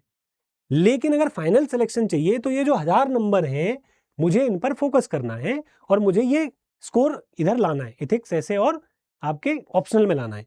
इसी को ध्यान में रखते हुए मैं आपसे ये बोलना चाहता हूं कि ऑप्शनल में आपको सिलेक्शन पे ध्यान देना है जरूर, क्योंकि सिलेक्शन अगर आपका अच्छा नहीं हुआ ऑप्शनल का तो दिक्कत हो जाएगी। ऑप्शनल का सिलेक्शन बहुत जरूरी है। अब ऑप्शनल के सिलेक्शन में क्या बातें ध्यान रखनी चाहिए वो मैं आपको समझाता हूँ। देखो ये रहा। अब ऑप्शनल अवेलेबल कौन कौन से हैं सबसे पहले ये देखना है हमें। तो देखो ऑप्शनल जो अवेलेबल हैं अपने पास वो हैं ये सारे, करीब करीब लिखे हैं, रोमन में लिखा हुआ है कितना है, यानी कि क्या क्या है, एग्रीकल्चर है, एंथ्रोपोलॉजी है जो जानते होगे आप, केमिस्ट्री है, बॉटनी है, सिविल इंजीनियरिंग, कॉमर्स, अकाउंटेंसी है, फिर आपका ज्योग्राफी, जियोलॉजी, हिस्ट्री है, लॉ है, मैनेजमेंट, मैथ है, ठीक है, और आपका सोशियोलॉजी भी है, जूलॉजी भी है, ठीक है, और लिटरेचर है इन सारी लैंग्वेजेस का। ठीक है, ये अगेन जो ऑफिशियल डॉक्यूमेंट होता है उसमें आपको मिल जाएगा। ठीक है, अब इन ऑप्शनल में से आपको एक चूज करना है। तो सबसे पहली प्रेफरेंस आप क्या करना, आप पहले देखना जिसको मैं बोलता हूं एफिनिटी। बहुत अच्छा शब्द है। एफिनिटी का मतलब क्या होता है? एफिनिटी का मतलब होता है कि मैं जिस सब्जेक्ट के सबसे क्लोज हूं या फील करता हूं। क्या क्लोज हूं या मैं फील करता हूं, यानी कि हो सकता है आपने ग्रेजुएशन किया हो या आपने मास्टर्स किया हो, वेल एंड गुड, या आपको वो सब्जेक्ट अच्छे से समझ में आता हो और उसके प्रति लाइकिंग हो। सबसे पहली चीज यहां रखना, सबसे पहली चीज, क्योंकि बेटा ऑप्शनल को पढ़ना पड़ेगा, अच्छे से तैयार करना पड़ेगा। मार्क्स कितने भी आते हो दूसरों के, लेकिन आप अगर पढ़ नहीं पाए अच्छे से तो उन मार्क्स का आप कुछ नहीं कर सकते। एंथ्रोपोलॉजी में भी 190 नंबर आते हैं, सोशियोलॉजी में भी 190 नंबर आते हैं, 180, दोनों पेपर में मिला के 500 में से। क्यों? क्योंकि वो बच्चों का एक्चुअल इंटरेस्ट नहीं होता। वो क्या करते हैं, किसी को देख लिया उसके 300 आए थे, मैं ले लेता हूं, मेरे भी आ जाएंगे, नहीं आएंगे। ठीक है, आपका इंटरेस्ट होना चाहिए। दूसरा, उस ऑप्शनल का क्या होना चाहिए, बहुत अच्छा सोर्स होना चाहिए, बहुत इंपॉर्टेंट है। ठीक है, मार्क्स कैसे भी आते हो, सोर्स अच्छा नहीं होगा आपको दिक्कत होगी पढ़ने में। सोर्स होना चाहिए। सोर्स का मतलब क्या है कि क्लासेस अवेलेबल हो, नोट्स अवेलेबल हो, टेस्ट सीरीज अवेलेबल हो, ये सारी चीजें अवेलेबल होनी चाहिए ऑप्शनल की, तभी आप उसको चूज करना। थर्ड इंपॉर्टेंट चीज, फिर आप देखो कि भाई मार्क्स आते हैं कैसे आते हैं, जैसे कि एंथ्रोपोलॉजी, सोशियोलॉजी, PSIR, ये ऐसे हैं अभी हाल फिलहाल में कि इनसे बहुत सिलेक्शन, बहुत मार्क्स आ रहे हैं, क्योंकि बहुत बच्चे लिख भी रहे हैं इनसे। ठीक है, तो यहां आप ऑप्शनल का सिलेक्शन इन बेसिस पे कर लेना। इसके बियॉन्ड आपको ये बात ध्यान रखनी है, इसके बियॉन्ड हमेशा ध्यान रखनी है कि जो ऑप्शनल आएगा ना, वो ऑप्शनल आएगा आपका ग्रेजुएशन से ऊपर के लेवल का, ग्रेजुएशन से ऊपर के लेवल का, और ऑनर्स से नीचे के लेवल का, मास्टर्स से नीचे के लेवल का, यानी आपका BA से ऊपर और MA से नीचे, बेसिकली BSc समझ सकते हो, MSc भी समझ सकते हो। ये उस लेवल पे आपको तैयार करना होता है। GS अलग है, ऑप्शनल अलग है। ऑप्शनल की तैयारी बहुत अलग होनी है, अलग तरीके से करनी पड़ती है। एग्जाम के लिए ही करनी है, UPSC के लिए ही करनी है, लेकिन अलग तरीके से करनी होती है GS से। ठीक है, ध्यान रखना। ये आपका ऑप्शनल सिलेक्शन हो गया। ठीक है, अब आ जाते हैं अपन करंट अफेयर्स के ऊपर कि सर करंट अफेयर्स का क्या करें, how to read current affairs, क्योंकि वो भी एक चीज़ है जो चालू करनी है। तो सबसे पहला प्रिंसिपल मैं बोलूँगा कि जो करंट अफेयर्स है उसको आप थोड़े टाइम बाद शुरू करना। जब आपका, जैसे आप बिगिनर हो, आप कंप्लीट बिगिनर हो, आपको कुछ नहीं आता है अभी, तो please polity, history, geography and economy, ये डन कर लो आप पहले। ये डन हो जाए फिर आप करंट अफेयर्स शुरू कर देना। लेकिन अगर आपका ये डन है फिर क्या करेंगे आप, और आपने डन कर लिया, अब क्या करेंगे, दोनों के लिए अब आंसर करता हूं।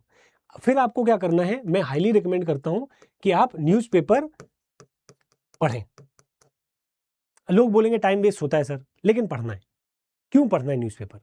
न्यूज़पेपर पढ़ने के पीछे कारण ये है, नंबर 1 कि आपको कोई न्यूज़ सरप्राइज नहीं करती है, आपके दिमाग में न्यूज़ चलती रहती है, पहली चीज। दूसरा, जो कि आसान चीज है, बस पढ़ना ही है आपको। दूसरा, आपकी जो इंग्लिश है, अगर आप इंग्लिश मीडियम से हैं और आपकी इंग्लिश उतनी तगड़ी नहीं है, आंसर राइटिंग उतने अच्छे से नहीं आती, थॉट प्रोसेस नहीं आती, तो आप जब ये पढ़ोगे तो आपका थॉट प्रोसेस अच्छा होगा, आपको समझ में आएगा कैसे एक टॉपिक पर लिखा जाता है। आंसर राइटिंग सिर्फ आंसर राइटिंग से नहीं आती है, उसके लिए पढ़ना पड़ता है, न्यूज़पेपर पढ़ने होते हैं, नए आर्टिकल पढ़ने होते हैं, आपकी पढ़ने की आदत आएगी। क्योंकि बेटा देखो, यूपीएससी में पढ़ने की जो स्पीड है वो बढ़ानी है आपको, ठीक है? तो आप न्यूज़पेपर पढ़ना चालू करो इन 2-3 कारणों की वजह से, ठीक है? लेकिन क्या न्यूज़पेपर से पूरा काम हो जाएगा? नहीं है, ठीक है? थर्ड थिंग जो है न्यूज़ करंट अफेयर्स के अंदर, कि कोई एक सोर्स आपको पिक करना है। मैं बिल्कुल नहीं प्रेफर करता कि ये कर लो, वो कर लो, ऐसा कर लो, ठीक है? अनअकैडमी पर बहुत ही बढ़िया शानदार तरीके से डेली न्यूज़पेपर एनालिसिस होता है, इंग्लिश हिंदी दोनों में ही, इंग्लिश में भी होता है। आप वो फॉलो करना चालू कर दो, वहाँ आपको नोट्स भी मिलेंगे, वहाँ आपको समझाया भी जाएगा, फिर आप इसको फॉलो कर सकते हैं। यहीं से अपने नोट्स बना लो, फिर यहाँ से क्या करो, अपने नोट्स बना लो, ठीक है? यहाँ से अपने नोट्स बना लो। लेकिन ये सब कहने के बाद अब कई बच्चों का नेक्स्ट डाउट आता है, मैं सारे डाउट्स क्लियर कर रहा हूँ आज। नेक्स्ट डाउट जो आता है चौथे नंबर का, कि सर इसको इनकॉर्पोरेट कैसे करें, मतलब कि जो हमारा मेंस है, जो हमारा प्रीलिम्स है, उसमें कैसे यूज करें, ठीक है? यहां बात आती है, सबसे पहली हेल्प तो आपको ये डीएनए से मिल जाएगी, ठीक है? क्योंकि यहां जो टीचर पढ़ाते हैं वो अक्सर उसको लिंक करते हैं सिलेबस से, क्वेश्चन से, पीवाईक्यू से लिंक करके आपको समझाते हैं। तो सबसे पहला स्टेज तो है इस डाउट को क्लियर करने का ये। मान लो आप ये नहीं देखते हो, आपको फिर भी पूछना है कि सर आप तो बताओ आप कैसे करते थे। देखो, सिंपल तरीका है कि ये जो इनकॉर्पोरेशन का काम है, ये ग्रेजुअली आपको आएगा, यानी आप डे 1 से उसको बहुत हाई लेवल पे नहीं कर पाओगे, धीरे धीरे आएगा। उसके स्टेप्स है। पहला स्टेप क्या है? पहला स्टेप है कि आप सिलेबस को क्या करोगे, याद करोगे। सिलेबस याद होना चाहिए। सिलेबस याद हो गया, अब पता है मुझे सिलेबस में क्या है। जब भी कोई करंट अफेयर्स की न्यूज आएगी तो आप पहला काम चालू करोगे अब, कि उसको आइडेंटिफाई करोगे कि ये सिलेबस के किस किस हिस्से में जाती है, किस किस हिस्से में ये न्यूज फंसती है। पहला स्टेप है इनकॉर्पोरेशन का, कि you are able to attach it to some part of the syllabus. First thing. Syllabus के बाद आपको क्या करना है, यूपीएससी के जो क्वेश्चंस हैं, जो यूपीएससी ने क्वेश्चंस पूछे हैं, उन क्वेश्चंस को पढ़ना है आपको, पीवाईक्यूज एनालिसिस करनी है। जब आप पीवाईक्यू एनालिसिस करोगे तो पीवाईक्यू एनालिसिस के बाद आपको समझ में आएगा कि किस टाइप के क्वेश्चन पूछे जाते हैं, और उन क्वेश्चंस में आप फिर उस न्यूज़पेपर, उस न्यूज़ को अटैच करना सीखोगे। तो ये तो तब होगा जब आप पीवाईक्यू पढ़ोगे, या पीवाईक्यू के साथ आप पूरा अपना सिलेबस खत्म करोगे। जब आप सिलेबस खत्म करोगे तब आपको, सिलेबस फिनिश करोगे तब आपको वो समझ में आएगा। तो बेटा इनकॉर्पोरेशन की कोई शॉर्ट ट्रिक नहीं है, इनकॉर्पोरेशन धीरे धीरे होगा। स्टार्ट करो सिलेबस से अलाइन करना, सिलेबस से अलाइन करने के बाद आप पीवाईक्यूज पढ़ोगे, पीवाईक्यूज के सॉल्यूशन पढ़ोगे, उससे समझ में आएगा कि कहाँ करंट अफेयर्स की जरूरत है। मैं आपको एक तरीका बता देता हूँ। एक तरीका ये है कि बेटा जो आपका सिलेबस है उसमें 2 टाइप के पोर्शंस हैं, एक है डायनेमिक और एक है स्टैटिक, ठीक है? देखो, डायनेमिक पोर्शन क्या है, स्टैटिक पोर्शन क्या है, मैं बता देता हूं, जहां आपको करंट अफेयर्स में ज्यादा काम करना है और कहां काम करना है। देखो, सबसे पहली बात, जो आपके सब्जेक्ट्स हैं जैसे कि पॉलिटी है,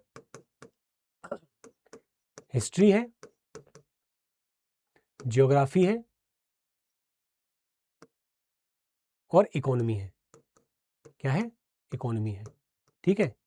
दूसरी साइड आपके, इनको मैं बोलता हूं ये स्टैटिक है, ठीक है? These are largely static. मैं ये नहीं कह रहा हूँ कि करंट अफेयर्स आएगा ही नहीं, बट ये स्टैटिक है, ठीक है। और जो डायनेमिक है वो ये सब्जेक्ट्स है। मैं बताता हूँ आपको डायनेमिक ज़्यादातर आपके कौन से सब्जेक्ट हैं, कोर सब्जेक्ट्स की बात कर लेते हैं। आपका जैसे इन्वायरमेंट है, साइंस एंड टेक है, आपका IR है, ठीक है, ये आपके डायनेमिक है, ठीक है। सही। और इकोनॉमी भी कहीं ना कहीं डायनेमिक है, बट इकोनॉमी में जो है वो डायनेमिक पार्ट जो होता है वो उतना पूछता नहीं है, वो स्टैटिक ही पूछता है, बट डायनेमिक से आता है, ठीक है। यानी कि करंट अफेयर्स में कोई चीज़ थी, फिर वो उसको आपका स्टैटिक पूछ लेगा, ठीक है। तो आपको करना क्या है, इन सब्जेक्ट्स पर ज़्यादा ध्यान देना है। अगर IR के करंट अफेयर्स के अंदर इन सब्जेक्ट से ज़्यादा चीज़ें हैं तो आप अच्छे से पढ़ोगे। इधर जब भी कोई मेजर करंट अफेयर्स न्यूज़ में होगी तभी वो एग्जाम वर्दी बनेगी। जैसे कि कोई कॉन्स्टिट्यूशन अमेंडमेंट एक्ट आ गया, संविधान संशोधन हो गया, तो फिर वो पॉलिटी में इंपॉर्टेंट हो जाएगा, ठीक है। जबकि यहाँ एनवायरनमेंट में लगभग हर चीज़, UNFCCC का कुछ चल रहा है, IR में ट्रंप का कुछ चल रहा है, तो वो हमेशा इंपॉर्टेंट होता चला जाता है, ठीक है। तो ये तो हो गया आपका करंट अफेयर्स। अब करंट अफेयर्स में लास्ट में एक चीज़ बोलूँगा कि आप प्लीज़ प्लीज़ प्लीज़ प्लीज़ अपने नोट्स अलग से बनाना। करंट अफेयर्स बिना नोट्स के मत रखना, आप किसी की PDF डाउनलोड मत करना, ठीक है। PDF डाउनलोड करके मत रखना, आप अपने नोट्स बनाना। अब नोट्स कैसे बनाओगे? नोट्स बनाने का सिंपल तरीका है कि आप नोट्स में, ठीक है, नोट्स में क्या करोगे आप, ये रहा प्रीलिम्स और ये रहा मेंस। जब आप नोट्स बना रहे हो तो सबसे पहले उस न्यूज़ का वर्दीनेस देखो कि ये ज़्यादातर प्रीलिम्स की है क्या मेंस की है। और ज़्यादातर न्यूज़ जो होंगी वो डायनेमिक होंगी, मतलब कहीं ना कहीं ओवरलैप कर रही होंगी। तो प्रीलिम्स और मेंस में क्या करना है आपको, प्रीलिम्स में फोकस करना है बॉडीज़ के ऊपर, इंफॉर्मेशन के ऊपर, डेटा के ऊपर, फैक्ट्स के ऊपर, इन पे ज़्यादा फोकस करना है प्रीलिम्स के लिए, ठीक है। मेंस के लिए क्या करना है, मेंस के लिए आपको करंट अफेयर्स में एनालिसिस के ऊपर फोकस करना है, एनालिसिस के ऊपर फोकस करना है कि कोई अच्छा एनालिसिस करके कोई बढ़िया पॉइंट दिया हो, ठीक है। आर्टिकल है, एडिटोरियल है, उनमें एनालिसिस होती है। इंडियन फॉरेन पॉलिसी के ऊपर क्या एनालिसिस लिखा हुआ है, क्या नए पॉइंट लिखे हुए हैं, एनालिसिस पे फोकस करना है। दूसरा आपको फोकस करना है फैक्ट्स एंड फिगर पर भी करना है, लेकिन वो फैक्ट एंड फिगर डिफरेंट तरीके से करना है कि यहां मुझे उन्हें एग्जाम्पल के तौर पर लिखना होगा। तो एग्जाम्पल्स पर फोकस करना है, एनालिसिस पर फोकस करना है और एग्जाम्पल्स पर फोकस करना है। आपको केस स्टडीज पर फोकस करना है, केस स्टडीज पर फोकस करना है न्यूज़पेपर के अंदर या करंट अफेयर्स के अंदर, ठीक है। इधर आपको कोई मेजर इवेंट हुआ हो, जिस मेजर इवेंट का डायरेक्ट क्वेश्चन आ सकता है, वहां फोकस करना है, ठीक है। तो ये आपका करंट अफेयर्स का सिस्टम बन जाएगा। तो नोट्स जब आप बनाएंगे तो इन चीजों के ऊपर बनाएंगे, ठीक है। इसमें एक और खास बात क्या रखना याद, इसमें एक और चीज मैं बता देता हूं कि आप क्या करोगे कि आप सब्जेक्ट वाइज बनाओगे पॉलिटी। मैं नोट मेकिंग में और इसको बताऊंगा, बट आप सब्जेक्ट वाइज नोट बनाओगे। पॉलिटी का अलग होगा, ज्योग्राफी का अलग होगा। डे वाइज नहीं जाना, कोशिश करना डे वाइज ना जाओ कि आज का है, कल का है, परसों का है। आप अलग अलग कॉपीज रखो, पॉलिटी करंट अफेयर्स की अलग, ज्योग्राफी की अलग, हिस्ट्री की अलग, IR की अलग, सबके करंट अफेयर्स की अलग कॉपीज होनी चाहिए। और उसमें आप पूरी साल लिखो ताकि at the end of the day आपको रिवाइज करने में ईजी हो, और ये जल्दी होना चाहिए काम, ठीक है। अगर और कोई डाउट है तो मैं एक लिंक डाल दूंगा, वहां से आप एक पर्सनल मेंटरशिप सेशन भी बुक कर सकते हैं, मैं लिंक डाल दूंगा, ठीक है। और कोई डाउट होगा तो आगे चलते हैं। रिवीजन कैसे करना है, देखिए रिवीजन का कंसेप्ट ये है कि आपकी पढ़ाई जैसे ही एक वीक की खत्म हो, मोस्ट लाइकली एक वीक जैसे ही खत्म हो, तो उस एक वीक के अंदर जो एक डे है वो आपका रिवीजन का होना ही चाहिए। बिना इसके आप पढ़ाई मत करना, कोई फायदा नहीं है पढ़ने का। या अदरवाइज आपका एक मंथ है, उस एक मंथ में एक वीक जो होना चाहिए वो रिवीजन का होना चाहिए, ठीक है। ये किया जा सकता है, ये डूएबल है। डूएबल थोड़ा सा डिफिकल्ट क्या है कि आप डेली रिवीजन कर रहे हो, यू आर रिवाइजिंग डेली। कर लेते हो तो बहुत अच्छा है, लेकिन करना थोड़ा मुश्किल होता है। हर दिन रिवीजन करना थोड़ा मुश्किल होता है, लेकिन आपके लिए बेस्ट जो है, जो आइडियल है, वो चीज है ये कि आप हर वीक में एक दिन रिवीजन के लिए रखेंगे। आइडियल है, अच्छा है, डूएबल है, मोस्ट प्रैक्टिसेबल है, लेकिन हर दिन सबसे साइंटिफिकली सबसे अच्छा है। क्योंकि आप जानते हैं कि अगर आपका एक दिन जाता है, एक दिन जैसी जाता है, तो आपकी जो मेमोरी है वो बेसिकली 80% पर आ जाती है। एक दिन बाद कितने परसेंट पे आ जाती है, घट के 80% पे। लेकिन अगर आप यहाँ रिवाइज कर दें तो ये फिर 3 दिन तक याद रहती है आपको। 3 दिन में कितने पे आती है? 80% पे आती है। लेकिन वही आप और एक बार और रिवीजन कर दो तो फिर ये आपको बहुत टाइम तक याद रहती है। आप याद रखें, मेमोरी एक दिन में ज़्यादा सस्टेन होती है अगर आप रिवीजन कर लेते हैं। तो ये रिवीजन का प्लान है, ठीक है। अब रिवीजन का प्लान कैसे चलेगा?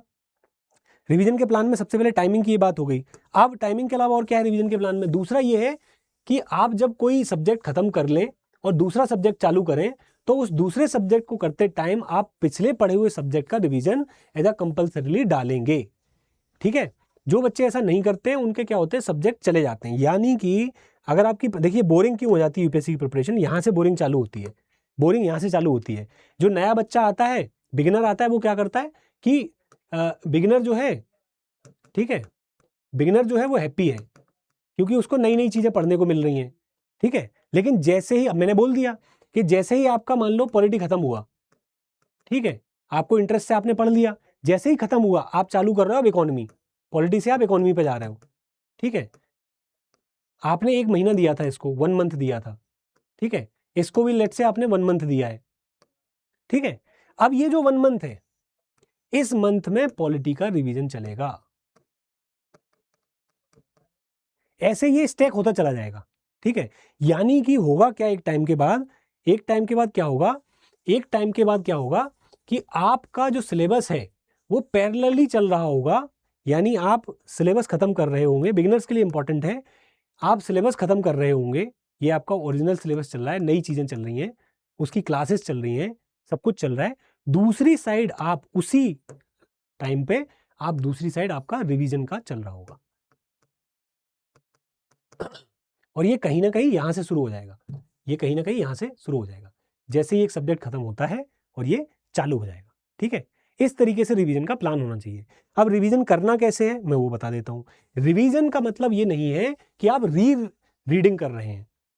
Revision is not equal to reading, rather revision is equal to, revision is not equal to reading, rather it is equal to active recall and pattern recognition। मतलब क्या है इसका? देखो, इसका मतलब ये है कि आप सिर्फ पढ़ो मत। रिवीजन करने का मतलब ये नहीं है कि जो लिखा है उसको ही फिर से पढ़ने लग गए, वो नहीं है इसका मतलब।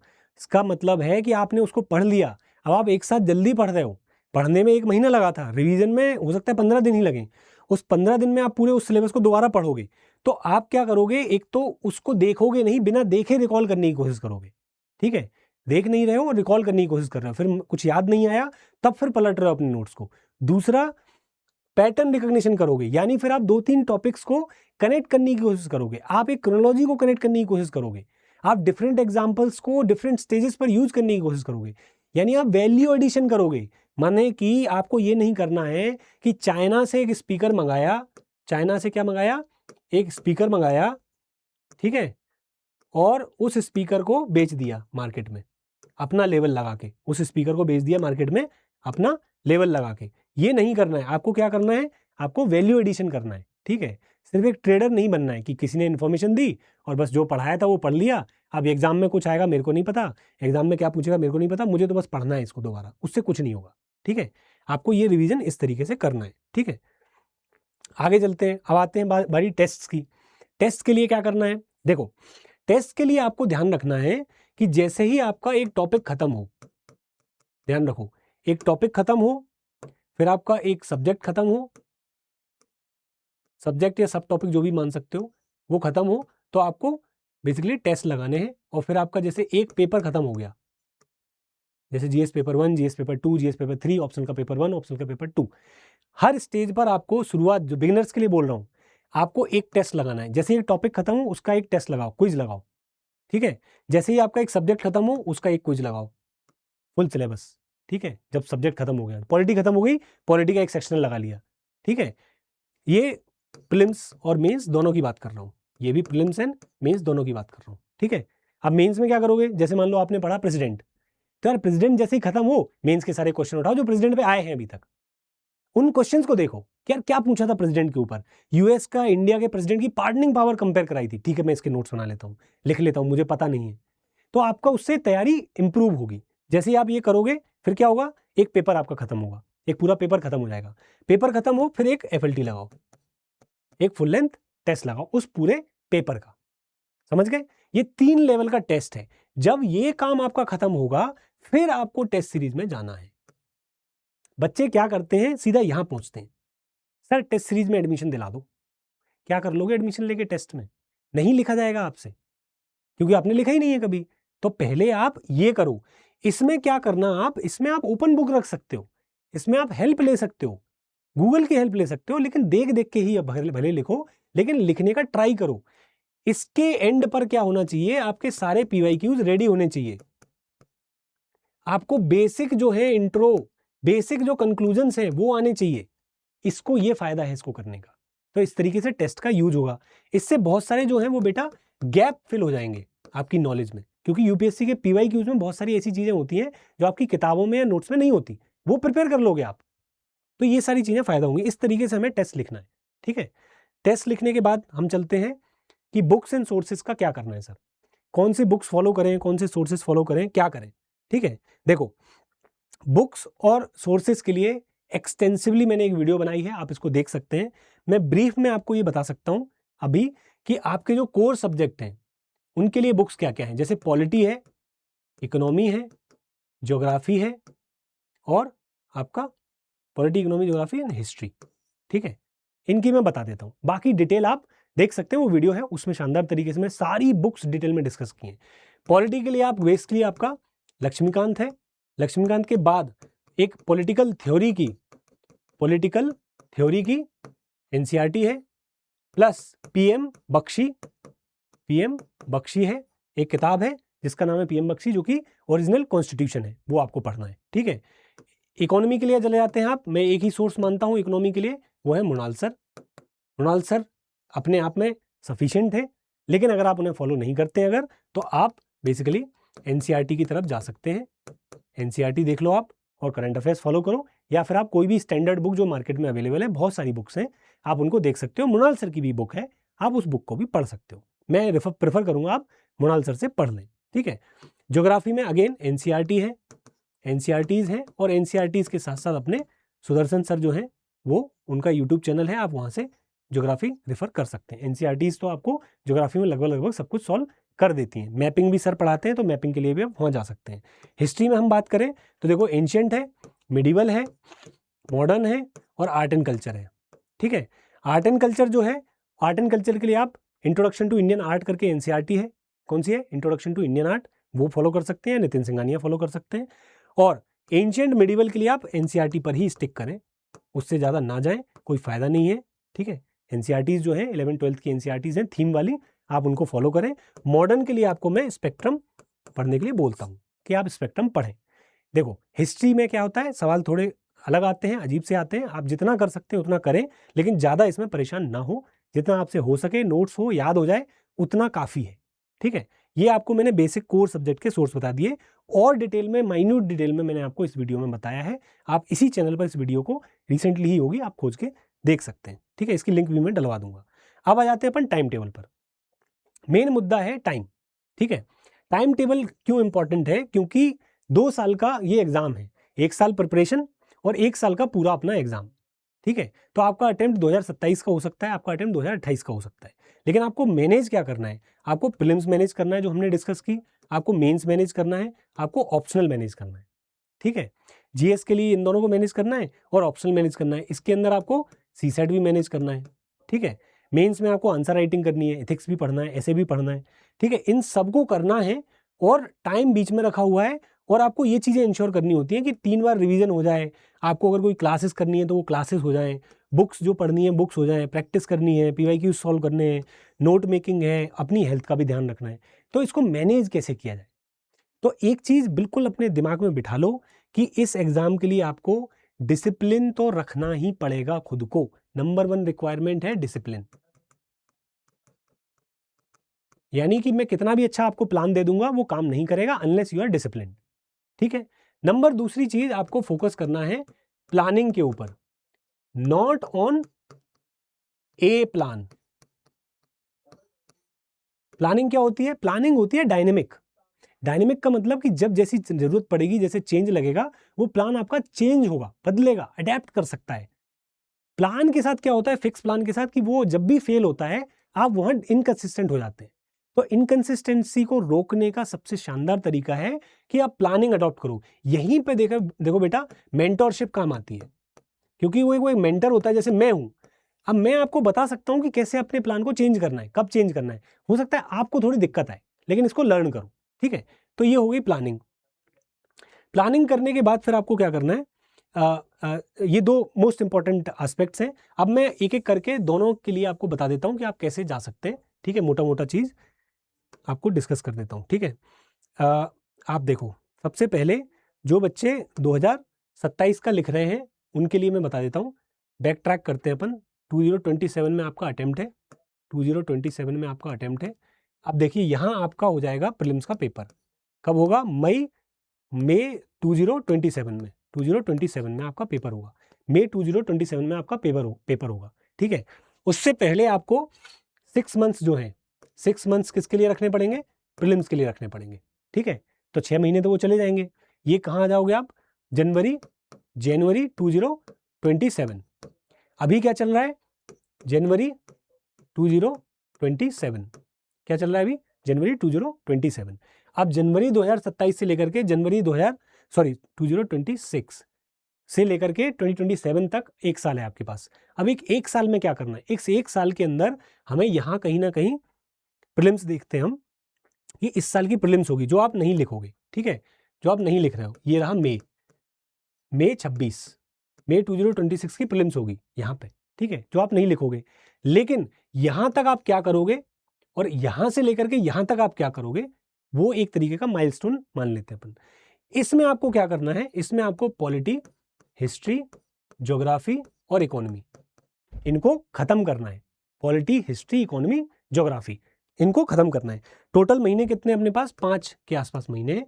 फरवरी, मार्च, अप्रैल, मई, 4 या 5 महीने के आसपास है। उनमें अपने को 4 सब्जेक्ट खत्म करने हैं। रिवीजन भी हो जाएगा और आप उनको खत्म भी कर लोगे कोर सोर्सेज को फॉलो करके। या अगर आप हमारे फाउंडेशन में एनसीईआरटी चालू कर रहे हैं तो आप इसको खत्म कर सकते हो, ठीक है। जैसे ही ये खत्म होगा, मई से फिर आप क्या चालू कर सकते हो? मई से आप फिर ऑप्शनल शुरू कर सकते हो, ठीक है। मई से आप क्या चालू कर सकते हो? अपना ऑप्शनल शुरू कर लो पढ़ना, क्योंकि आपके पास काफ़ी टाइम होगा। मई से लेकर के जनवरी तक मेंस का पढ़ना है फिर, तो ऑप्शनल आप तैयार कर लोगे। ऑप्शनल के साथ साथ जो जीएस में जो मेंस का पोर्शन है उसको आपको खत्म करना है, चाहे वो एथिक्स हो, चाहे वो ऐसे हो, चाहे वो सोसाइटी हो, कोई भी पार्ट हो, वो आपको खत्म करना है। और जो नॉन कोर सब्जेक्ट बचे हैं, इन्वायरमेंट है और भी सारे हैं, साइंस एंड टेक है, ये आपको इधर पढ़ने हैं, ठीक है। तो यहाँ टाइम भी ज़्यादा है, ये कोर सब्जेक्ट बहुत ज़्यादा इंपॉर्टेंट भी होते हैं, इसलिए आपको शुरुआत में वही पढ़ने चाहिए। यहाँ से आपका करंट अफेयर्स भी शुरू हो जाएगा, ठीक है। तो अब क्या, अब सर कितने घंटे में करूँ, ये कितने घंटे पढ़ूँ? तो बेटा आवर्स पर डे जो हैं वो ऐसे हैं कुछ, ये आप इसका स्क्रीनशॉट ले सकते हो, लेना चाहो, ठीक है। तो आपको आवर्स कितने पढ़ने हैं? तो पर दिन अगर आप फुल ऑन प्रिपरेशन कर रहे हैं तो आपको 8 घंटे मिनिमम देने हैं। अगर आप फुल ऑन प्रिपरेशन कर रहे हैं, अगर आप एक ऐसे एस्पिरेंट हैं, ठीक है, full time working and let's say full time और वर्किंग दोनों ही चीज़ें होती हैं। तो फुल टाइम में आपको क्या करना है? 8 घंटे आपको देने, 8 hours per day without fail, no matter what. लेकिन अगर आप वर्किंग हैं तो आपको क्या करना है? डेली आपको 1 से 2 घंटे देने हैं। 5 दिन जो होते हैं आपके, 5 डेज जो वर्क होता है, 1 से 2 घंटे देने हैं आपको। और वीकेंड पे आपको 8 to 9 आवर्स देने हैं, और ज़्यादा ही देने हैं। लेकिन यहाँ क्या होगा, आपकी कोई सोशल लाइफ नहीं होगी, आपको कुछ नहीं करना है और कुछ नहीं कर सकते आप, ठीक है। यहाँ आपको सारे दिन 8 घंटे पढ़ना है, संडे को भी पढ़ना है। लेकिन इस सब में एक और क्या ध्यान रखना है कि आपका एक दिन जो है वो ब्रेक का रहेगा। महीने में या 15 दिन में एक दिन ब्रेक का रखना है, और एवरी डे हेल्थ पे ध्यान देना है। ये 2 चीज़ें मेरी तरफ से मान लो, ठीक है। ये आपके घंटे हो जाएंगे, इतने घंटे आपको पढ़ना है हर दिन, ठीक है। आई होप इससे बहुत सारा डाउट सॉल्व हुआ होगा। देन मैक्रो प्लानिंग मैंने आपको बता दी कैसे करनी है, ठीक है। मैक्रो प्लान में अगर आपका अटेम्प्ट और आगे का है, 2028 का है, तब आप क्या कर सकते हो? आप सिंपल ये कर सकते हो कि जनवरी 2026 से लेकर के आप नेक्स्ट ईयर जनवरी तक आप क्या कर सकते हो, आप अपने core subject polity, history, geography और इकोनॉमी, ठीक है, इनको अच्छे तरीके से एनसीईआरटी हमारे साथ कर लो, फ्री में करा रहे हैं, और दूसरी बुक्स जो हैं उनको पढ़ लो, क्लासेस कर लो, इनको आप खत्म कर लो, प्लस आपके जो जीएस के और सारे सब्जेक्ट्स हैं, चाहे वो एथिक्स हो चाहे वो ऐसे हो, सबको पढ़ डालो इस एक साल में, ठीक है, जनवरी से लेकर के जनवरी तक आप ये खत्म कर लो पहले। करंट अफेयर्स भी इसके बाद चालू हो जाएगा, ठीक है। फिर आप क्या कर सकते हो, अपना ऑप्शनल चालू कर सकते हो, ठीक है, फिर आप अपना ऑप्शनल चालू कर सकते हो, यानी फिर आप जनवरी नेक्स्ट बेसिकली आप ऑप्शनल चालू कर सकते हो, और ऑप्शनल के साथ साथ आप जीएस का फिर रिवीजन चला दोगे, जीएस का रिवीजन चलाओगे, जीएस के रिवीजन के बाद फिर क्या करोगे, आप बेसिकली टेस्ट लगाओगे। मतलब कि ये कब होगा, आपका नेक्स्ट ईयर होगा, जनवरी से दिसंबर तक, जनवरी 27 से जनवरी दिसंबर तक, ठीक है, जैसे ही दिसंबर 27 तक, फिर जैसे ही 28 का जनवरी चालू होगा तो आपका प्रीलिम्स का तैयारी शुरू हो जाएगा, फिर वो 6 महीने आप प्रीलिम्स करोगे, ठीक है। इस सब में सीसेट कहाँ जाएगा, देखो बेटा, इस सब में सीसेट जो है वो अलग अलग बच्चे के लिए अलग अलग जगह जाएगा, अलग अलग जगह जाएगा। जैसे मान लो आपका सीसेट बहुत खराब है, तो आप क्या करोगे, सीसेट अभी से पढ़ना शुरू करोगे, ठीक है, हर दिन आप वीक में एक दिन आप सीसेट के लिए रखोगे। लेकिन अगर आपका सीसेट अच्छा है, आपका बैकग्राउंड अच्छा है, तो आप सीसेट इसको बाद में शुरू कर सकते हो। बाद का मतलब मेरा है अक्टूबर नवंबर ऑफ द ईयर के पहले वाली ईयर। जैसे आपका 27 में अटेम्प्ट है, तो अब मैं बता देता हूँ सीसेट को कैसे करना होता है। जैसे आपका 2027 में अटेम्प्ट है, आपका 2028 में अटेम्प्ट है, ठीक है। और अगर आपका सीसेट ठीक ठाक है, ज़्यादा बुरा नहीं है, ठीक है, अगर आपका बहुत बुरा है तो आप अभी से चालू कर दो, ठीक है। लेकिन अगर आपका ठीक ठाक है तो आप क्या करोगे, 2026 के अक्टूबर से शुरू कर दोगे। यहाँ क्या करोगे, आप 2027 के अक्टूबर से शुरू कर दोगे CSAT. I hope this makes clear, ठीक है। सीसेट का हो गया, मैक्रो प्लानिंग अपनी हो गई, ठीक है। डेली प्लानिंग में क्या करना है, डेली प्लानिंग हमेशा याद रखो, डेली प्लानिंग में क्या करना है, आपको स्लॉट्स रखने हैं। स्लॉट्स कैसे रखने हैं मैं बता देता हूँ आपको। ऐसे आप 3 स्लॉट बना के रखना, ठीक है, 3 स्लॉट बना के रखना, ठीक है। और जैसे भी आपका रहता है वो 3 स्लॉट में आप क्या करोगे, ये रहा आपका मॉर्निंग स्लॉट, ये रहा आपका मॉर्निंग, ये रहा आपका आफ्टरनून, ठीक है, ये रहा आपका इवनिंग, ठीक है। पढ़ना तीनों टाइम है, ठीक है, लेकिन तीनों में ब्रेक होंगे। ब्रेक कैसे होंगे, मॉर्निंग में आप उठोगे, आप 3 घंटे का 2 से 3 घंटे का एक स्लॉट लगाओगे, आफ्टरनून में आप 2 से 3 घंटे का एक स्लॉट लगाओगे, और इवनिंग में भी आप 2 से 3 घंटे का एक स्लॉट लगाओगे। ये कंबाइन आपके 8 घंटे उससे ऊपर होने चाहिए, ठीक है। अब इन स्लॉट्स में क्या होगा, इन स्लॉट्स में ब्रेक होंगे। ब्रेक कैसे होंगे, जैसे मान लो इसमें आपने सब्जेक्ट 1 पढ़ा, ठीक है, इसमें आपने सब्जेक्ट 2 पढ़ा, ठीक है, इसमें आपने फिर करंट अफेयर्स देख लिया, या आपने टेस्ट लगाए, या आपने रिवीजन किया, ठीक है। तो ये आपके तीनों स्लॉट क्या करेंगे, बैलेंस बना के चलेंगे, ठीक है। ब्रेक कैसे होगा, इसमें आपका लंच ब्रेक हो जाएगा, इसमें आपका बेबी आप एक्सरसाइज कर सकते हो, और इसमें आप क्या कर सकते हो, थोड़ा सा रिलैक्स कर सकते हो, स्लीप ले सकते हो अच्छी, ठीक है। तो वो आपसे बैलेंस बना रहता है। हमेशा याद रखो ये प्रिपरेशन बहुत लंबे टाइम तक करनी है, तो एक दिन में ही 15 घंटे पढ़ के इस एग्जाम को क्रैक करने की कोशिश मत करना।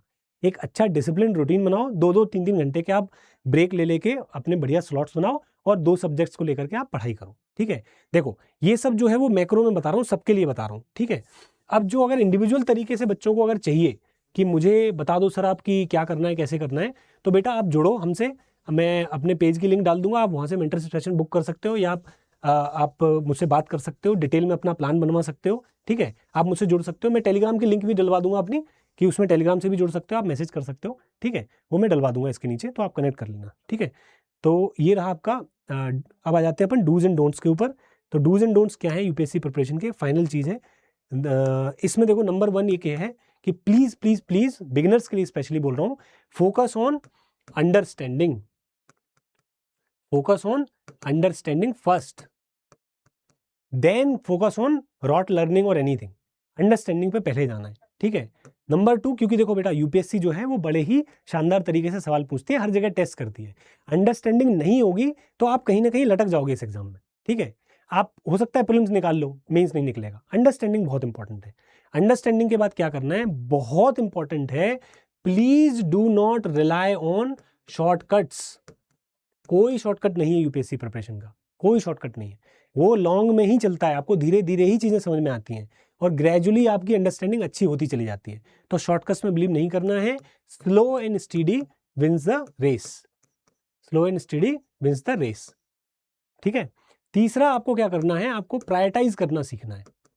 प्रायोरिटाइज करना के मतलब क्या होता है, प्रायोरिटाइज करने का मतलब बेटा ये होता है कि आपको ये दिमाग में रखना है कि मैंने कोई आर्टिकल पढ़ा या मैं कोई टॉपिक पढ़ रहा हूँ या कोई सब्जेक्ट पढ़ रहा हूँ, तो वो कितने मार्क्स का आता है एग्जाम में, उसको मुझे कितना पढ़ना है, कितना नहीं पढ़ना है, क्या पढ़ना है उसमें से। यहाँ भी देखो, यहाँ भी मेंटरशिप का बहुत बड़ा रोल होता है। कई बच्चे जो इनएफिशिएंट तरीके से पढ़ते हैं उनको हेल्प हो जाती है मेंटरशिप से, तो यहाँ भी मैं इंपॉर्टेंस दिखाऊंगा। तो प्रायोरिटाइज करना सीखो, आप खुद भी सीख सकते हो कि मुझे कब क्या कितना पढ़ना है। ठीक है, ये इंपॉर्टेंट है। चौथी चीज मैं आपको एक और बात बताऊंगा सबसे इंपॉर्टेंट, वो है इंडेक्सिंग। इंडेक्सिंग क्या होती है? इंडेक्सिंग का मतलब होता है कि आप जो है, जो भी पढ़ रहे हैं उसके लिए एक अलग कॉपी रखी है और उसमें आप लिखते जा रहे हैं कि मैंने ये टॉपिक पढ़ा, इस कॉपी में इस पेज पर लिखा हुआ है, मैंने ये टॉपिक पढ़ा, इस कॉपी में इस पेज पर लिखा हुआ है। इस तरीके से आप इंडेक्सिंग करेंगे चीज़ों की। ठीक है, तब आपको बेसिकली याद रहेगा।